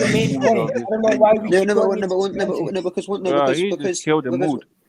Yeah, Dizzy, Cam, kick Shy out, bro. Let him finish his point. Let him finish. Kick Shy out. Our connection's bugging out. Kick her out. Dizzy, you started waffling about Ramsdale. She's gonna join back again. So cry, bro.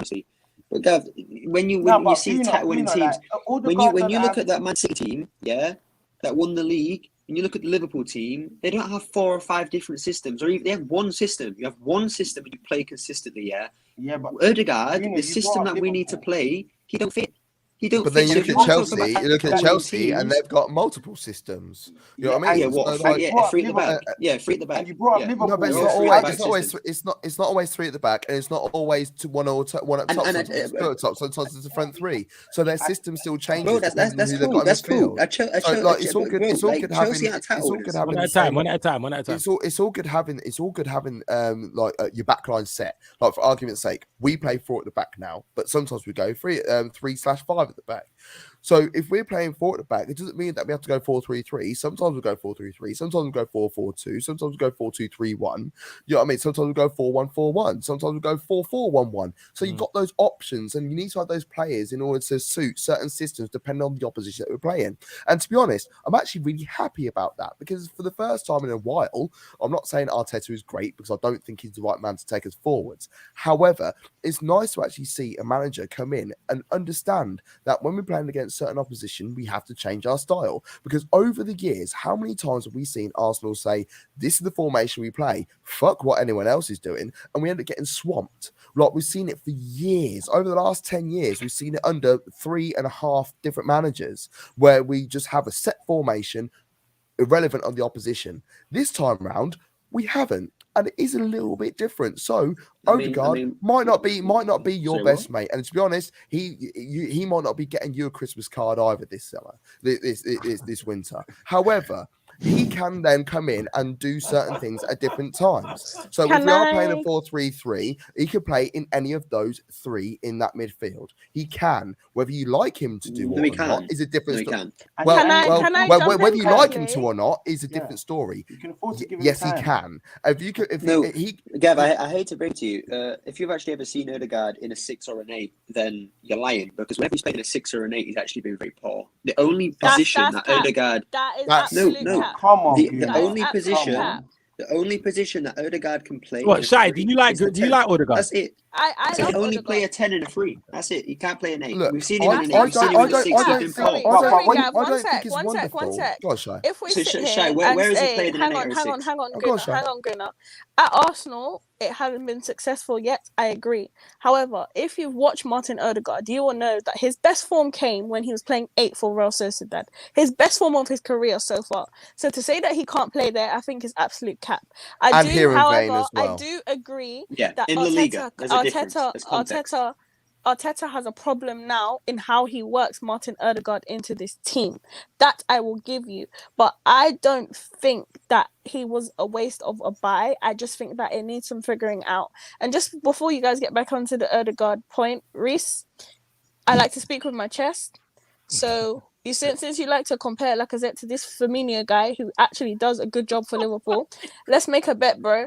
So my bet is, end of the season, Arsenal's wide players, Pepe, Saka, ESR, and I'm not even going to throw Martinelli in there. I'll leave him, bro. 12 goals minimum from each of them, all comps, with Laka playing as the provider at 9. Are you taking the bet? I'll buy you a beer, and I'll even buy you Arsenal's next kit for the new season, bro. That's how much I'm willing to give up, because it's not going to happen. So wait, hold on. Just say the repeat numbers that, again. repeat Just that, say the repeat numbers I again. need 12 goals Yeah. from each of them. From Saka ESR and ESR. and Pepe as well. Don't include that fraud. No, this is 419. What, each? Yes, each. Ross, we ain't getting Nah, that. We know that ain't With gonna happen. Lacazette, with Lacazette You and ain't getting that with You see- Lacazette No, neither. wait, hang on 1 second. You see the way Reece speaks with his chest? Back your talk, bro. Oh, I'm speaking with my chest. But So take you it know what back, you bro. try to do?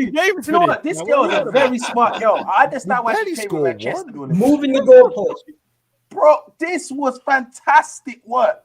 Lawyer business, cuz. No. Wait. No, I don't agree to this. Reece, do you know why? Yeah, because That's I've like- stayed that's like you consistent. going- Hang on. I've stayed on. consistent with this point, right? And you guys have all heard me said it. I said I will give Lacazette his flowers if in doing the Firmino role we have goal scorers in other parts of our teams. I've always said that, and from the jump show, you've heard me say that. Yeah. If ESR and Saka are putting the chances away, that this creative 9 in Lacazette that we have at Arsenal Football Club makes it work, I've always said I'm willing to accept that, but that's not the case when it comes to Arsenal. That's why I but do you know defend why you're Aubameyang smart so though, much. Shaq? So take the That's- bet, brother. No, that's You do know what, defend. I'm shocked. You do That's defend like Aubameyang hard. That's like someone saying to me, yeah, if Firmino works for Liverpool, then I expect a goal from Mane, Salah, 12 goals from Mane, Salah, and Origi. Well, Origi's gonna fuck up my bet. All right, no problem. So, Versus Origi. so all right, no She's problem. smart, cuz. Nah, Reece, do you know what it is, yeah? We won't even bring Pepe in here, and I won't even mention the fact that Pepe is going to outscore ESR and Saka this season. We'll leave it at Smith Rowe and Saka, bro. Take the bet. Do you know what? We'll leave it as whoever's got the most appearances. So Nah, if- brother. If Nah, Pepe's bro. got more than Saka, then he has to have 12 It's goals. one or the other. No. It's one or the other. It's either all three or ESR and Saka. Take the bet, bro. Back your striker. So what do you want if you win? What do I want?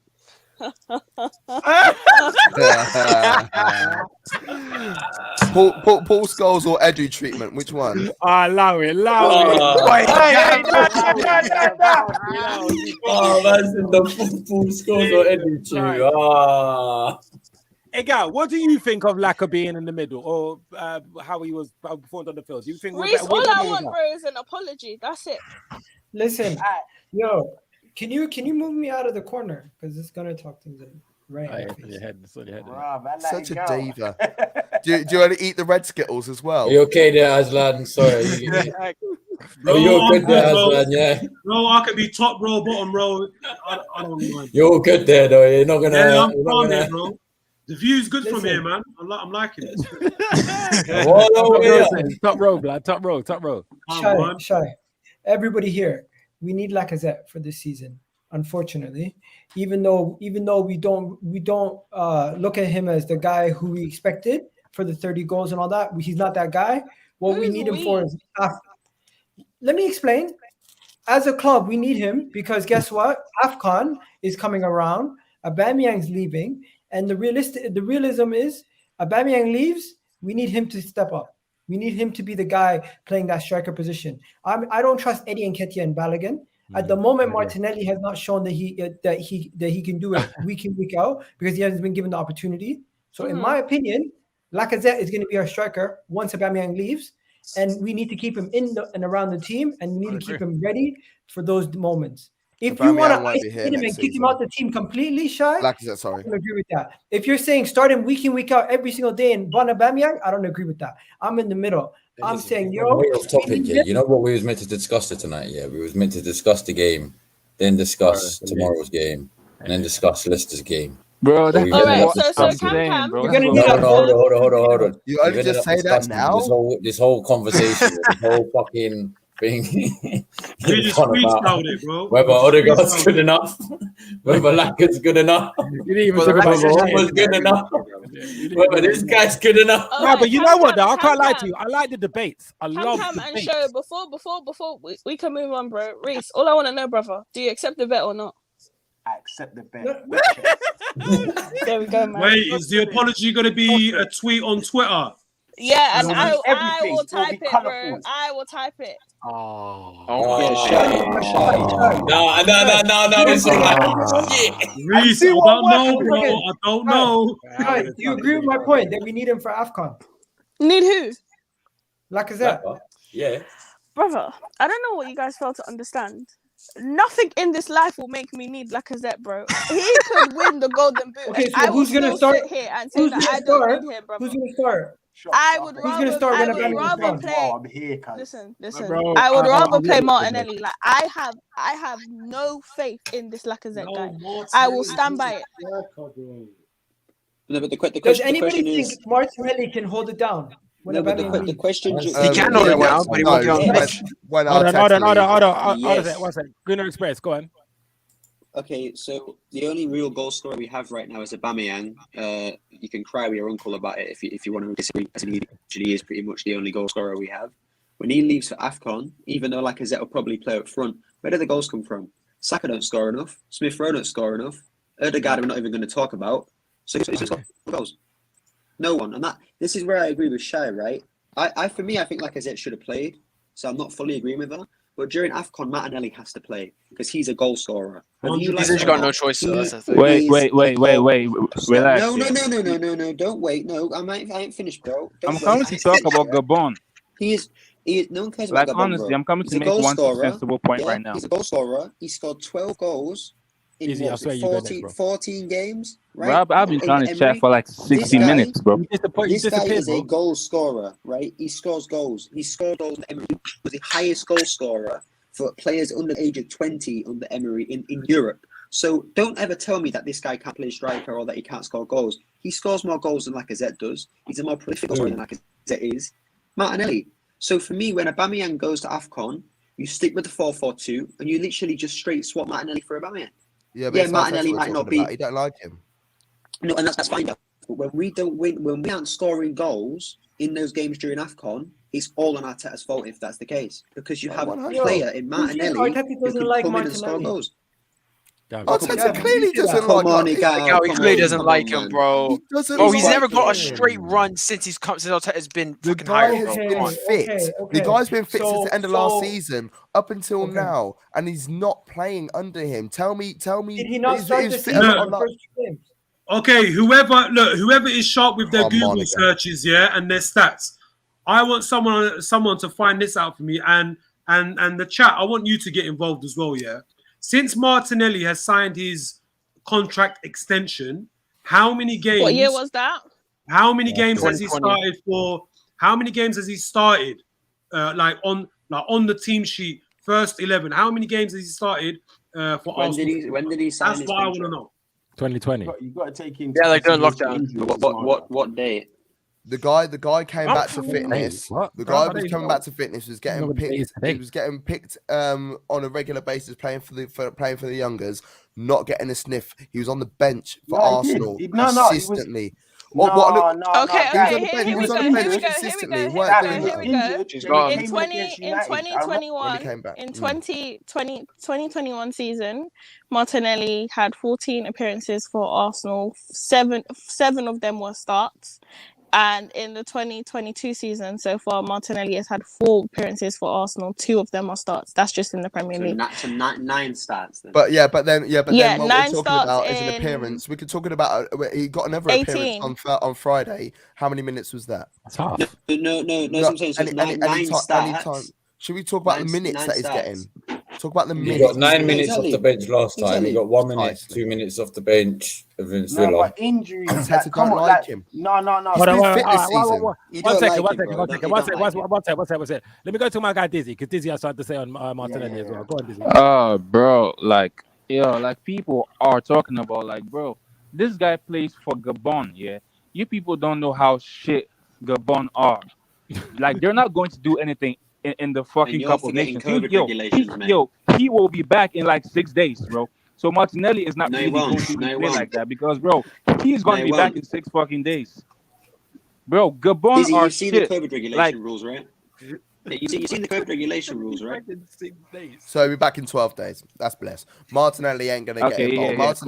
Martinelli will play tomorrow against Leeds. Well, no, let's just. And there's the international break as well. They're gonna get through the group. The international break at the start of the year. Yeah. Okay, they're but gonna on get the through the group topic stage. So like, just like, bro, he's gonna be gone for a good few weeks at least. Like, let's be honest. Like, come on, man. On the topic of Gabriel Martinelli, It's just getting ready to make excuses for when we lose those games, isn't it? On the topic of Martinelli and Cam, this is for you. Let's talk about tomorrow, and let's talk about the fact that he should start against Leeds in the Carabao But he Cup. won't. He won't though. Yeah, he won't. No, sure. He will start. Obviously, he's going to start against Leeds. He's going to start. I will be out on this one. Igal was the house on it. Okay, so Igal, if Martinelli doesn't start, would you be surprised? Would you be shocked? I would be shocked if we played more than 3 starters. Fact. Who else is gonna play? I'm not gonna lie. Pablo Mari's gonna play against Leeds. You're not forgetting he's in the Premier League. Yes. Yeah, but they're fighting. No, but here's the thing. Right? No, here's the thing. Right? They're gonna completely change. They're gonna completely change because they're fighting for points right now. What are you they're not. The weak team out. Guys, we're not talking about Leeds. They're going to change. Leeds don't have weak teams, bro. Let's be honest. They do. We saw it against Crawley in the FA Cup last season. Let me finish my team before you guys go crazy. I'm going to be quick too. I've already thought about this numerous times. Leno, Cedric, Pablo Mari, Holding. This is where it gets difficult. I might go Tavares or Kolasinac. So Kolasinac. I don't want to hear that. Let me finish. Yeah, we're losing that game then. Let me finish, bro. Chill. Go on. El Neni, Ainsley Maitland-Niles. Then after that, guess what? I'm gonna go with Eddie Nketiah, Lacazette, and the one winger on one side is going to be Martinelli. On the other side, it's going to be Pepe. Why? It's the League Cup. To be fair, the only place I disagree with you is I don't think, and it's going to sound weird because I was just cussing him. I don't think Lacazette starts that game. I think he'll be on the bench though in case things go wrong. Who's the 2 For me, I think Martinelli might get a chance and Balogun might get a chance to come back into the team. I think there'll be. I'm not even sure if Pepe will play either. He might be another insurance policy between him and Odegaard for the insurance policy in the Arsenal team in case it goes wrong tomorrow. But I think Leicester come Saturday is the bigger game, and I don't know. I just see like being on the bench. If it's a 1-1, Arteta might throw him on in the 70th minute to see if he can come on and change the game. Yeah, but I think this might be a game for Balogun, a Martinelli, Pepe, and Odegaard maybe. And I think that's as far as the first teamers go. This is a game where we are not going to be risking our strongest side against Leeds in the League Cup, where Leeds do have younger players and more inexperienced players, as proven last year, as I said, in that game against Crawley. They don't care about the League Cup. They're not thinking about going out to win a League Cup. They are thinking about their situation in the Premier League. Arsenal aren't going to be overly caring. I reckon there will be 3, maybe 4 maximum regular starters for Arsenal starting tomorrow. And I would say with Leeds, an absolute maximum of 5. But Gav, the only reason why I hear Gunnar express his concerns is because the last time we faced Leeds in a cup competition, they ran us ragged. We were so lucky to get through. I get that. They bummed us for 45 minutes. But then I don't know, like if for me as well, some of yeah, I don't. Yeah, who, but that was Can someone just quickly check who Leeds have on the week this coming weekend as well? Norwich. They got Norwich away. They got Norwich. They're gonna play a good team then. Come on, man. Both teams need to get 3 points. It's important. Leeds have only won 1 game in 9 games. Yeah, they sit 17th, just above the relegation zone. This is a relegation battle, bro. They're dropping guys, fam. That's what I'm saying. Like, Leeds, bro. They're not gonna go strong. Go on, the previous game, and they went through on penalties. Yo, you watched my preview. Yeah, I watched you with the Leeds. I spoke to the 2 Leeds fans. They told me straight up the only players that would be starting on the weekend that will be playing this game is probably Harris, one of their midfielders, and the striker Rodrigo. Their defenders, they're changing most of them. The goalkeeper is going to be the starting goalkeeper. The midfield, Calvin Phillips. So they're going to have maybe 5 starters. But the rest of their team, their original starting 11. That's why they're playing them, because 5 of their starting 11 starters are injured. Yeah. Yeah, Rafinha's one of them. They're giving Calvin Phillips a go because he's coming back from injury. Their goalkeeper because they don't trust their other goalkeeper at the moment. Rodrigo because they're having issues with the strikers and they want to keep him in form and ready. Stuart Dallas because he plays wherever he likes.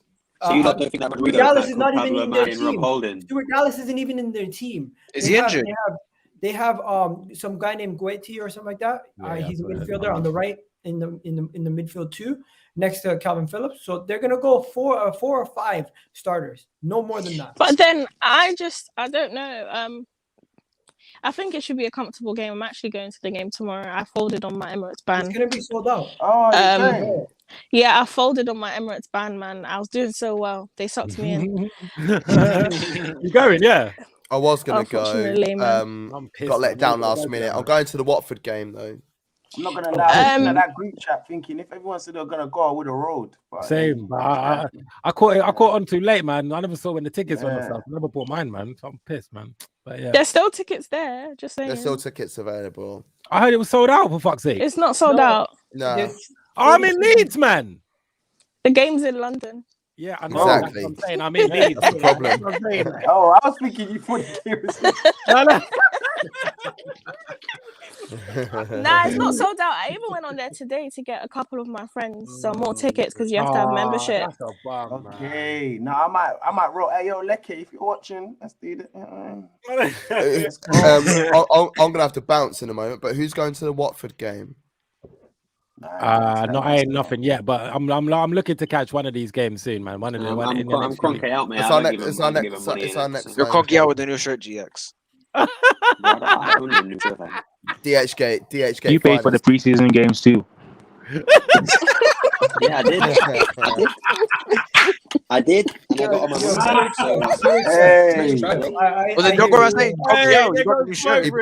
He paid for it. He paid for it and called the bank and said it was fraud. Nah, but as I was saying, though, just to not go too far. Dizzy, that was cute though, bro. But I got a full refund, bro. So like, nice try, man. But that was cute. Just to not go too far off topic, right? I don't think we should be out there. I don't think we should go out the Carabao Cup tomorrow. I think, especially if Leeds play a weaker team, that's embarrassing. Regardless of who Arsenal play, we'll have enough senior pros. You just said that we're playing Mari and Kolasinac there, right? Like, we will have enough senior pros in that team tomorrow, especially if Leeds field a weaker team in comparison to us to go through. And then I don't know if we're going to bring up the Leicester game, but just quickly, if Jamie Vardy is injured, I don't wish injury in any player, but we thank Jesus for that one because that guy is an absolute nightmare. He's an absolute nightmare.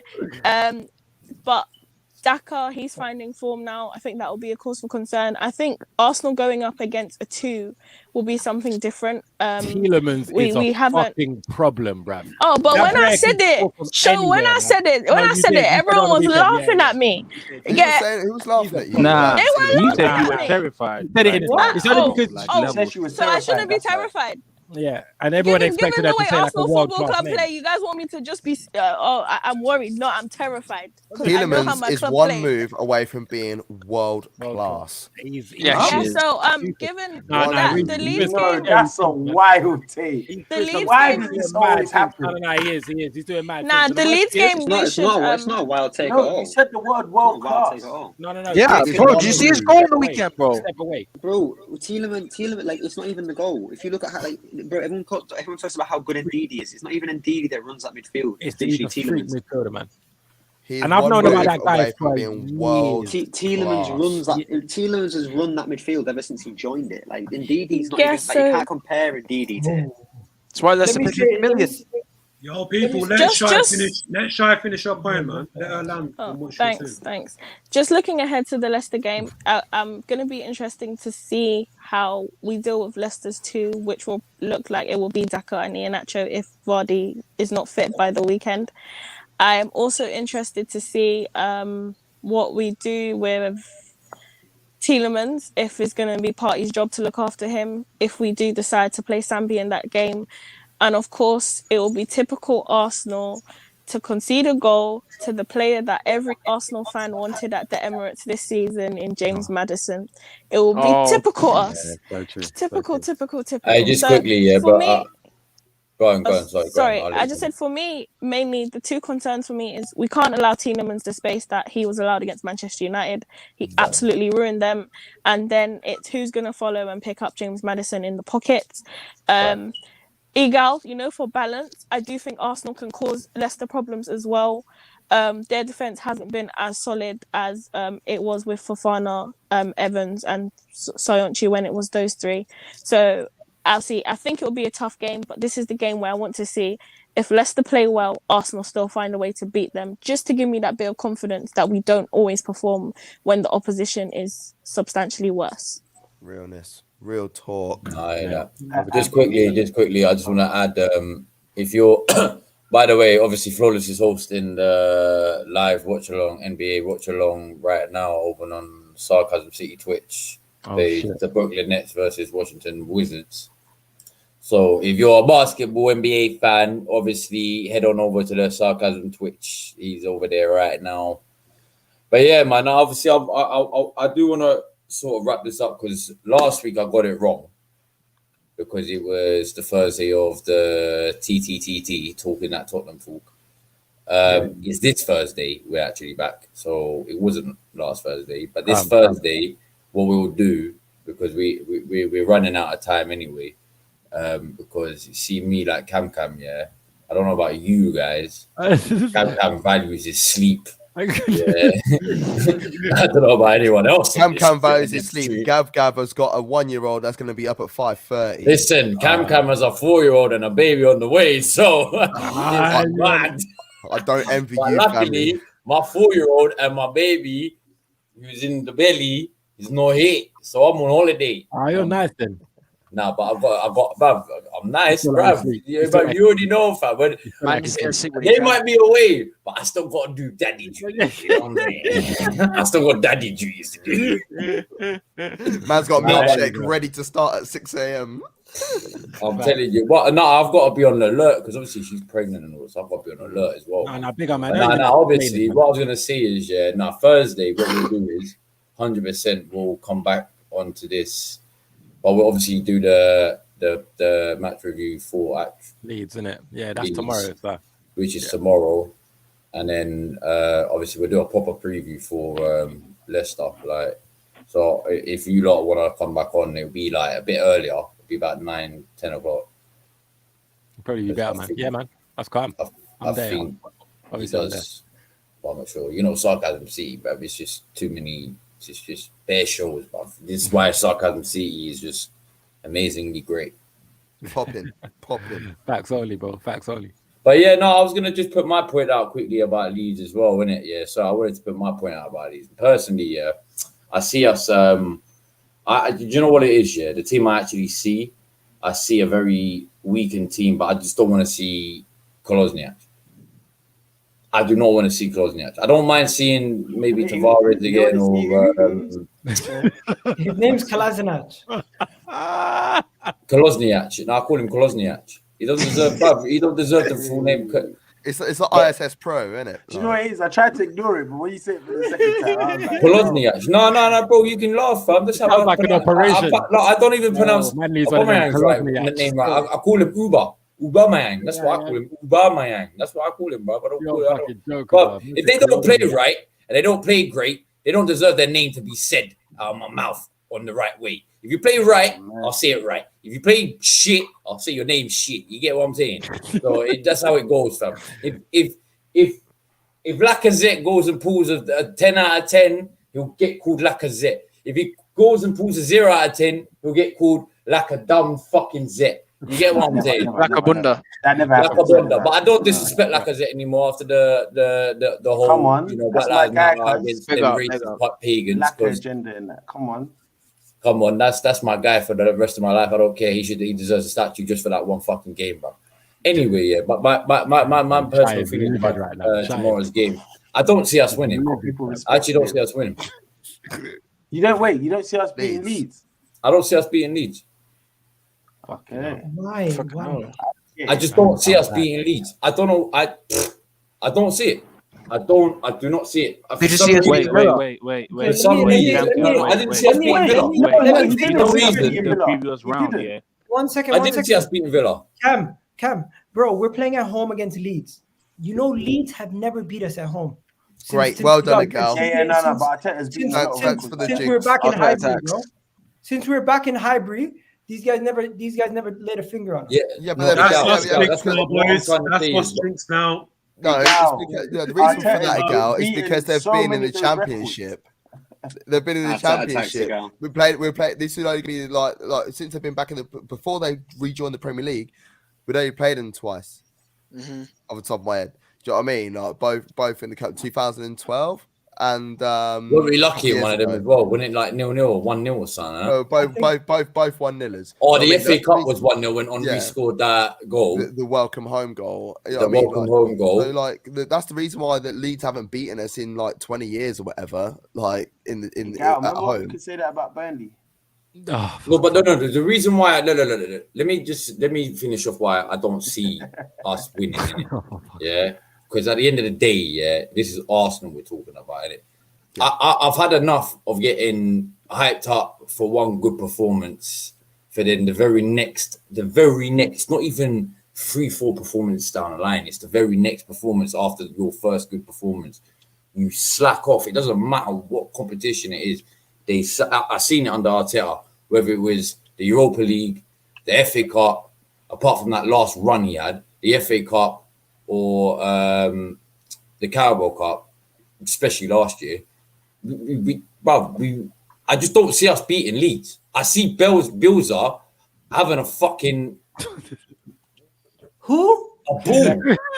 Bielsa. How do you say his name? Bielsa. There you go. Belza. We're in England. I actually didn't know he was talking about you. I said that. Belza. Shit. Belza. I don't care, bro. Take the piss out of I called him in it. Bro, at the end of the day, I don't give a shit, bro. Belza, innit? Belza in England, bro. Belza, blood. You pronounce it Belza. You get what I'm saying, bro? If I was in, where's he from? Argentina. If I was in Argentina, maybe then I would pronounce it the way they pronounce it, innit? But he's in England, so he's Belza, blood. Just like Saka is Saka. Just like Laka is Laka. He's Belza. All right, so Cam, this is the lineup I want to go with Leeds. It's kind of similar to Gals, but just with a little tweak. So I have Leno in goal. Do you know what I mean? Let him have his game. But I won't have Cedric right back. I don't want Cedric right back. I'll actually play Callum Chambers right back. That's me personally. I agree with that, yeah. Do you know what I'm saying? Then I'll play Holding and Murray. At the end of the day, you got to play them. They got to have some games. There was a point last season. There was a point last season where I think they went on some clean sheet record, like 6 clean sheets in a row, and everyone thought they were the. Now apparently no one wants to see them. So out of them, it's the left back where I'm like, it's a tough one because I want to know how far Tierney is in his little recovery. If he's not making it for the Leicester game, then I have to play the bodyguard. Yeah. Do you what I'm saying? If okay. Yeah, if Tierney can make it for the Leicester game, then I'll play Tavares. So yeah, it makes sense. Depends. I got you. But if Tierney can't make it, if his injury is worse than what it is, because Arteta keeps playing games and press conferences recently, like he's not really letting us know. Then I'll play the bodyguard. We'll have to. Do you know what I'm saying? In midfield, again, that's a tough one for me because I want to play Elneny and Lokonga, but Maitland-Niles needs games. But I'm really worried about playing two guys that haven't really been playing minutes. Because why does Maitland-Niles need games? Bro, Leeds are playing 7 guys who've never got minutes this whole season. Yeah, but you want to watch these guys off the pitch. You know what I'm saying? But why does Maitland-Niles need minutes? He's had more minutes than Elneny this season. He just played last game. He came on as a sub. That's a good point. What?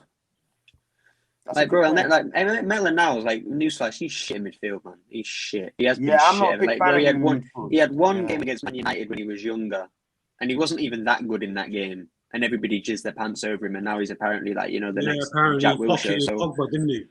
The thing is, he didn't even pocket Pogba. Like, he had a good game, but it wasn't like Wilshere against Barcelona good game, if you know what I mean. So, like, for me, that guy's always been crap in midfield. He's a right back. That's what he is, and his own stubbornness and ignorance pushed him away from that position. So screw him, innit? Like, sell him and move on. And then I'll play Odegaard. And then Gina. Yeah, I'll play Odegaard. And then up front, Martinelli. But it's where he belongs. It's where he belongs. Carabao Cup games, it's where he belongs. I just want to get everyone's predictions for tomorrow's result. So I'll start from the bottom, innit? I'll go from the bottom, come to the top. So Dizzy. Yo. What's your result? Because obviously, man, like Pablo, he's playing. Bro, stop that shit, bro. Yeah, bro. So like Leeds, in the previous round, I think they drew with Fulham and they went through on penalties. Like they scraped it. So they're actually really poor. So I'm going 3-0. 3-0 Arsenal. Yeah, bro, 3-0 Arsenal. Say no more. Go ahead, good Express. What do you say? I mean, it depends on what the team is. If Kolasinac and them man are playing up, it'll be a 1-0 loss. Let's look at it like this. Obviously, for injuries wise, I get why we don't play the first team, but we had a game on Friday. It's now Tuesday, and then the next game's on Saturday. If these players can't play a game with 4 or 5 days to go to the next one, then they're not professionals. So for me, play most of the first team. Drop a few of them. Like drop me Tomiyasu's, whatever else. Ones that when we got Chambers. I'm with you. When we have a Chambers who can do a good enough job there, then drop Tomiyasu, drop Partey maybe for Elneny, whatever else. But like Ben White, Gabriel, maybe not. I don't know, Ramsdale, maybe Clay Leonard, I don't know. But like for Gabriel and Ben White especially, you want to be the 2 starting centre back for Arsenal Football Club, then you need to play. Like Tony Adams, Sol Campbell, did they just these guys played every single minute they could, and as well. Even though they've looked good recently, they're still young and they need to be able to, they need as much time as they can get together as a partnership. So I'd stick with them too in centre back. But we should beat Leeds, man. Like even if they play their first team, they've been shit season. So I'm expecting a 2-0 win. But anything else? But yeah, I'll just say 2-0 in it. So basically, what you're saying is 1-0 if it's a shit team, but 2-0 if it's a decent team. Yeah, pretty much. 1-0 loss if it's a shit team, basically, but a 2-0 win if it's a decent team. All right. Go, Corey. What are you saying? So if Leeds go full rest, because since they're fighting for points, I'd go 3-0. But if they're gonna play team with some starters, I'd go 2-0. 2-0 what, Arsenal? Yeah. So 3-0 if they don't start as for Arsenal, but 2-0 if they do. Yeah. So if Leeds play a crap team, I'll go 3-0. But if they put a somewhat decent team, I'd go 2-0. Okay. What about you, Aslan? Well, for me, I want us to put a strong team as much as we can, pretty much as close as to what the starting 11 was against Villa the other night. But I agree with GX. I don't mind maximum up to say 3 positions being rotated because I'm totally on board with him. If these modern players are unable to play 2 games a week you know, with like 4 or 5 days in between, then they're not good enough for my football team, my football club.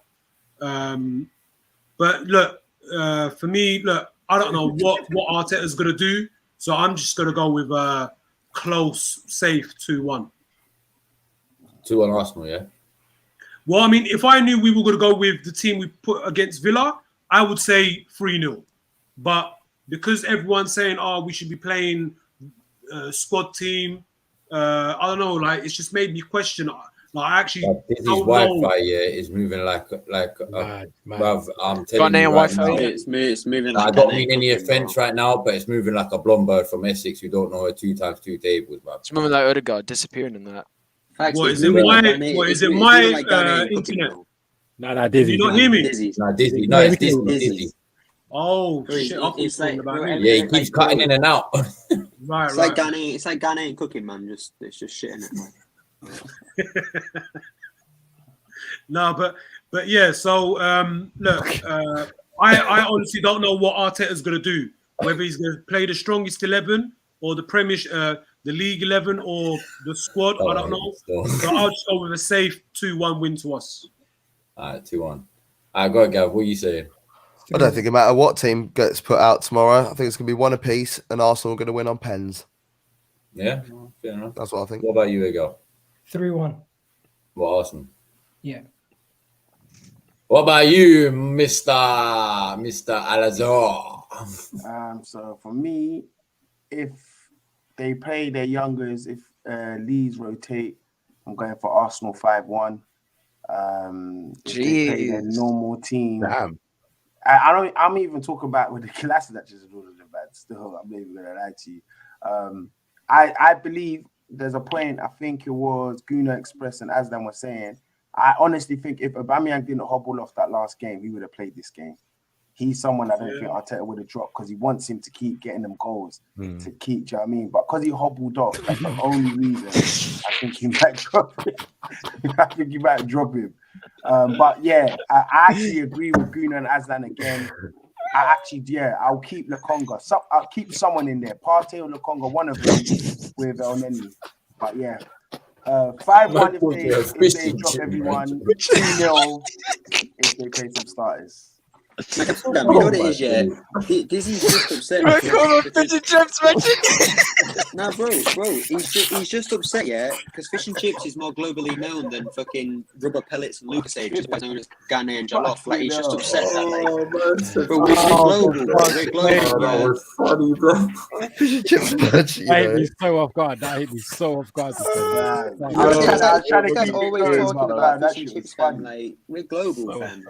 And don't forget the salt and vinegar. Go back to your rubber pellets and Lucasade, man. Rubber pellets and Hey, Lucasade. how do you have your fish and chips? Ketchup, salt, vinegar? Fish and chips merchant, you know. Just I salt. got it. What's your... My Hey, days. Bro, I'm not gonna lie though. When you find the right chippy, yeah, a fish and chips. Bang, they bang, fam. Don't. I find it bang. There's a fish and chips shop at my mum's road. Bangs. I don't care. I always said it. There's a band that comes to our mind. Any one of my guys I've taken there, they always said, bruv, bangs, bro. There's a lit fish and chip shop in every ends. There's always called one Mr. Greek. lit. It's called Mr. Greek No, in it's North called London, Mr. innit? Chippy. It's just called straight to Mr. Chippy every time. Nah, You man. don't there's a Mr. fish and called chip- Mr. Chippy. It bangs. If anyone is anywhere near Green Lanes, Haringey, yeah, just before you get to the rail, the overground train bridge, yeah, I know exactly. literally that turning into the McDonald's drive before you, it's like you don't turn into that turning to go into the McDonald's drive-thru. I think it was called #Fish and Chips on Green Lanes as you enter. Just before you enter Haringey, yeah?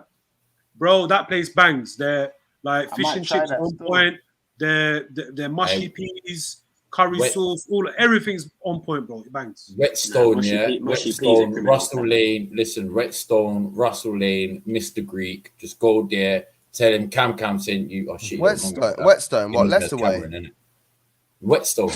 As in like Blaby and Whetstone. Where? What, in like Leicester way? No. What, there's a Whetstone in Leicester? Yeah. No, in London. N20. Was it N21? One of them. N21, innit? There's a fish and chip van that comes round to my street every Thursday at 6 o'clock, and they get business from me every week. It bangs on a different level. Fish and chip merchant was funny. Yeah, it backfired horribly. Established that fish and chip. Bro, anyway, what's your anyway, what's your every time I say that to them, there's more British people than there is anyone else. Quick question to everyone here: who is actually going to still be upset if we lose tomorrow? Me. I'm gonna be me. I don't like it when Arsenal lose. I personally feel like if we win, everyone's gonna be like, oh, it's whatever, we should win, right? But if we lose, I genuinely feel like, you know what? I'll just see you a gal. I'm gonna be ashamed if we win tomorrow. No, gal, I swear down to you, I'm gonna be unbearable. No, but the fixture congestion. If we do lose. We haven't got fixture congestion. No, but here's the thing. No, but here's the thing, right? When's the final? When's the final? The final's gonna be around January time. February time. Okay, so that's like Afcon time. No, it's normally like I think they're gonna have it in March. January. I think they're having it. They've said they're pushing it back for Afcon. Yeah. Okay. If it doesn't affect us in a negative manner, I don't care. I would want to win any trophy that we can win, and I want to. Okay, so yeah, the finals the end of February. Finals end of February. I think we're gonna win. FA Cup comes in January, though. FA Cup starts in January, isn't it? Yeah. It's normally the second week in January or first weekend. No, it's the first week. Yeah, first weekend. I get what you're trying to say, Gal. As in, like, we want to focus on the league, whatever else. That's fine, but we're not in Europe. And if these, well, bro, I'm just like, I don't know, like, what else are you trying to say? No, I was assuming you're gonna say something mad. Don't go. No, continue. No, because I get what you're trying to say, but at the same time, if these players seriously can't play one or two, like, we don't play Carabao Cup every other week. It's like once a month, if that, you know what I mean? Like, the rounds aren't that important. And eventually we'll go against the Man City or something, and then we'll just get knocked out. Like, the Carabao Cup's their trophy. Like, they win it every year anyway. No one cares about it for a reason, yeah? But, like, as you say, we should be wanting to win trophies. Like, that's the main goal of elite sports, is winning trophies. Any trophy. I said this before. I'd rather have an FA Cup than finish top 4 as a trophy. Yeah, but that's just me. But I mean, like, come on, man. Like, listen. We should win tomorrow. That's it. Guna. Yeah, you're making factual statements. I hear you. You're my G. Facts. Everything. I still haven't got Shock's result yet. So Shock's. Sorry, what was your result for tomorrow? I'm with a gal. I'm with a 3-1 thing still. So what? 3-1 to us. Yeah, I think we're gonna comfortably win this game, man. And then I think not even doesn't matter what team we put out. I think we're just gonna win 3-1. Genuinely think. Oh yeah, are we on TV tomorrow or not? Yeah, we should be, because that's a big game. Isn't it? All right, as long as it's not like fucking Wimbledon, we're chilling. Nah. Wimbledon. I'm gonna do. I'm gonna wrap this up and I'm gonna give you my result, innit? I'm going 2-1 Leicester, innit? What? Wait, what the fuck are you talking about? We're facing Leeds. Leeds. Yeah, sorry. 2-1 Leeds. Leicester. I had Leicester on Saturday for my head for some reason. 2-1 Leeds. Wait, what? And then 3-1 Leicester. So who's this Cam support? I'm confused. Who's running this channel again? Cam, you're moving. Man's a Chelsea fan. No, I'm going 2-1. I'm gonna go 2-1 Leeds. Only because I just seen Leeds beating us. I've got no factual statements. What's your reaction? Why Leeds are beating us? This is why. Wait. Do you know who they played last game? I don't care who they played, gal. They're playing us. They got a 0-0 draw, and they won on penalties against some. I don't care, bro. They're playing us, fam. All right, bro. I'm not gonna lie to you, Cam. 2 hours, and I feel like majority of it we were talking about everything else. I love that. When we're talking about the game, though, let's be honest. This is not a game where we should be worried. I'm not worried. I'm just saying I think we're going to lose 2-1. That's why if we lose, people are going to be pissed, because it should be an easy whitewash. It should just be walk in, walk out. I think everything is hyperbolic and over exaggerations. Win or loss. We win. So wait. No. If we lose, you're not going to be upset. We win. We didn't win convincingly enough, right? If we we don't know yet. We haven't won. Well, we don't know that yet, do we? I mean, no. If we win a game like we did against Aston Villa, there's still things to criticize. If we lose a game, and it's yeah, but why can't you though? Players, no. If we lose a game and it's small margins and the players do try their hard on and everything, we still don't give them credit. So every time there's always something to improve on. No. Arsenal credit for the Aston Villa game. Who's not giving credit to the players? Bro, you're gonna nitpick because not everyone's perfect. There's always gonna be something that's not right. Even certain man that everyone loves to call negative and that he never praises players was praising the players. So like if you know I'm on about, I'm on about, innit? Like, everybody was praising. You can't not praise the players after that game, man. Listen, all I'm gonna say is, I see us losing. If we win, we win. If we lose, we lose. I'm going to wrap up now because I'm looking at the time. It's nearly 2:00 in the fucking morning. Yeah, that's mad. Yeah. Talk about. You know what I'm saying? So if you're listening to on a podcast, you are lucky as fuck, bro, because you did not stay up till 2:00 in the morning. Anyway, I got to big up the whole panel tonight. You came on a mad thing tonight. Big love for everyone that came on tonight, especially as well with Gav, Shy, Dizzy. Yeah. Yeah. And that was it.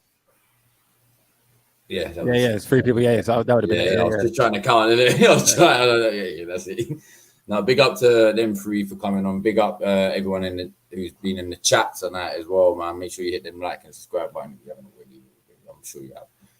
And yeah, man. Obviously, I'm just gonna end it off as I'll let everyone shout out where they're from. So go Gunner Express. Just let everyone know where they can quickly find you. You can find me on Twitter at @GoonerExpress_, usually rattling people. You can find me on YouTube at the Gooner Express. You can find me usually on the Gals channel every now and then, on the Terrace. You can find me in most Arsenal places in it. But yeah, just subscribe to my channel and on the Twitter. And obviously, as always, big up Sarcasm City, big up Flawless, big up Cam and Shocks and everyone. And if you're watching, and that red button that says subscribe on it is still red, you know what to do in it. Click that button. I like it. Tell them again. Make sure it goes white. Like click that button. Click that like button as well. Leave a nice little comment as well if you're watching it on the after. Like if you're watching it after, leave a nice little comment. And big up everyone.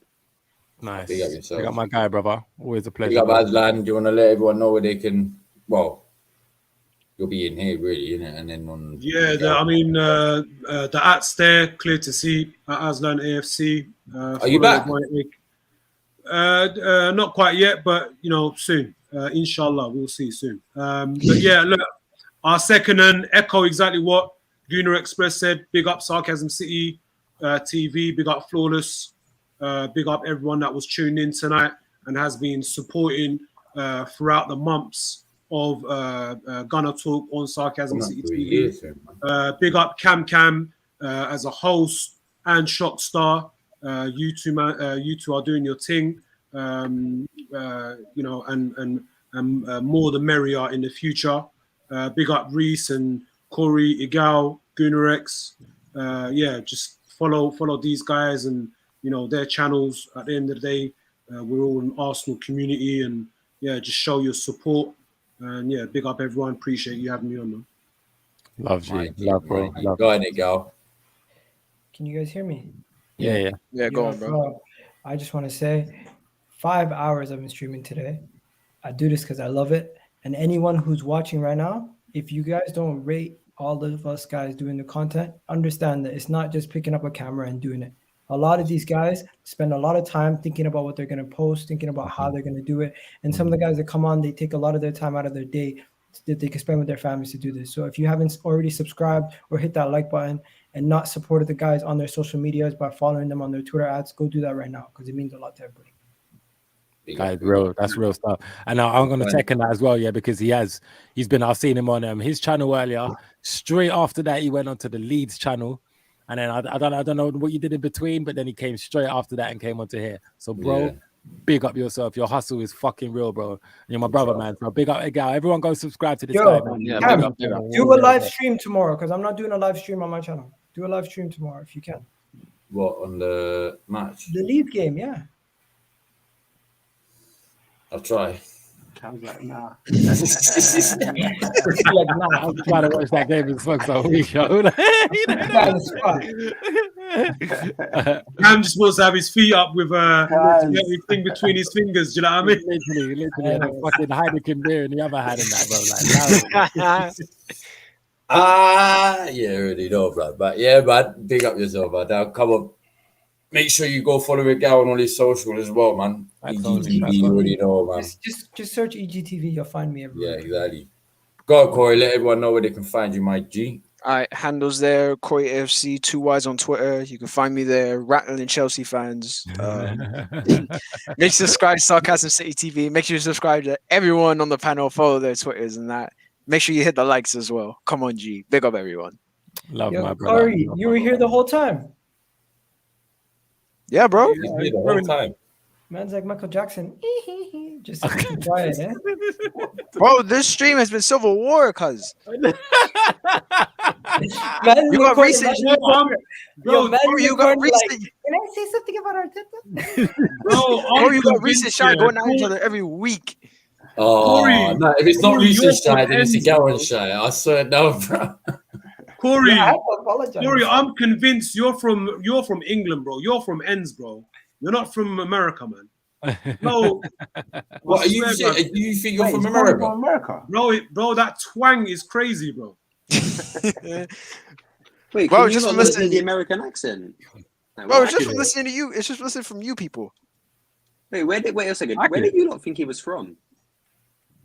I'm not Here. gonna lie. I just thought he was from You here. not think he was from? Right. I'm not gonna lie. I just thought maybe one of his parents speak like that and he bought it. Picked it up, innit? Like, yeah, fuck it. I watched a lot of American TV when I was younger, innit? It's just my accent now, innit? Yeah, hey. Listen, I don't hear accents anymore. You know how No, they it's a say lot of Disney Channel back in the day, bro. You already know.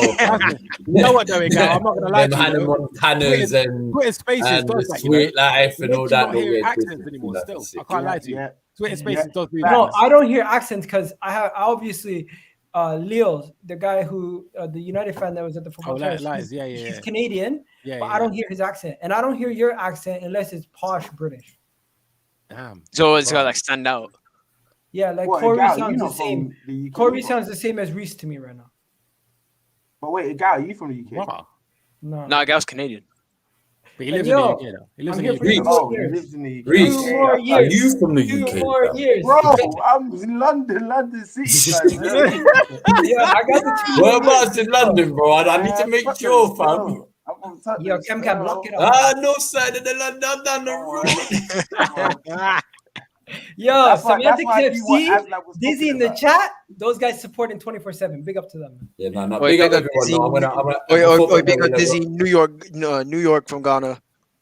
Come on, Yeah, know. boogie down Bronx, bro. Come on. But anyway, hey, listen, all I'm gonna say is big up tonight because tonight's been a good one still. Last week was a fucking legendary one. Tonight's been another hard one still. So hey, listen, we'll be back Thursday. I'll make sure we're back Thursday. We'll definitely do a roundup on tomorrow's game, and obviously we'll do a proper preview on the Leicester game. Monday nights we just like to have fun with it. You already know, man. Yeah, I mean, we try to have fun with it, but if we're vexed, we're vexed. So it's fun for you lot, but not for us lot. You know what I'm saying? But yeah, now big up everyone that's locked in tonight. Before I go, like I said earlier, if you want to go lock on the Sarcasm Twitch right now, Flawless is over there right now, live doing the NBA stream. The New York Knicks versus the Washington. No, you said Brooklyn Nets. Brooklyn Nets. I'm versus not an Washington. NBA guy. I'm not an NBA guy, bruv. The Brooklyn Nets. Then Nets versus the Wizards. Washington thing. I got the right state, right? Nah, I said New York. No, I said New York. Cam, get into NBA. It's live still. Nah, it's long. I'm Yeah, he's live right now. So if you want to head over. It's long. It's long. I'm embarrassed for you right now. It's okay. Continue. Bro, Embarrassing. did you not see my Lakers yesterday? Did you see Carmelo Anthony Yeah, balling? well done, bro. You scraped against the Grizzlies, man. But anyway, like the Warriors, though, blood. No, Grizzlies are for real. like I said, yeah, Exactly. like I fam. said, Ja yeah. Morant, fam. He's a fucking. If you want to go watch the live watch along now, head on over to the Sarcasm City Twitch. Flawless is over there now. Big up everyone that's been locked in tonight. Big up my co-hosts. I was about to do that, but obviously it's this way now. Yeah, man, like Shocks and Biggeries. Big up Corey. Big up Egal. Big up Aslan. Big up Shock. Big up Dizzy. Big up Shy. Big up Gav. Big up everyone. Sorry, I had a mental relapse there, man. Man, fuck. So, you know, I'm getting tired, bro. Man's calling Belzer and all that. So that's how you know I'm tired. Allow me, man. I know it is what it is. But yeah, man, we have been Sarcasm City. We shall be that back on Thursday. Big up everyone. Love, peace, guidance. Peace out.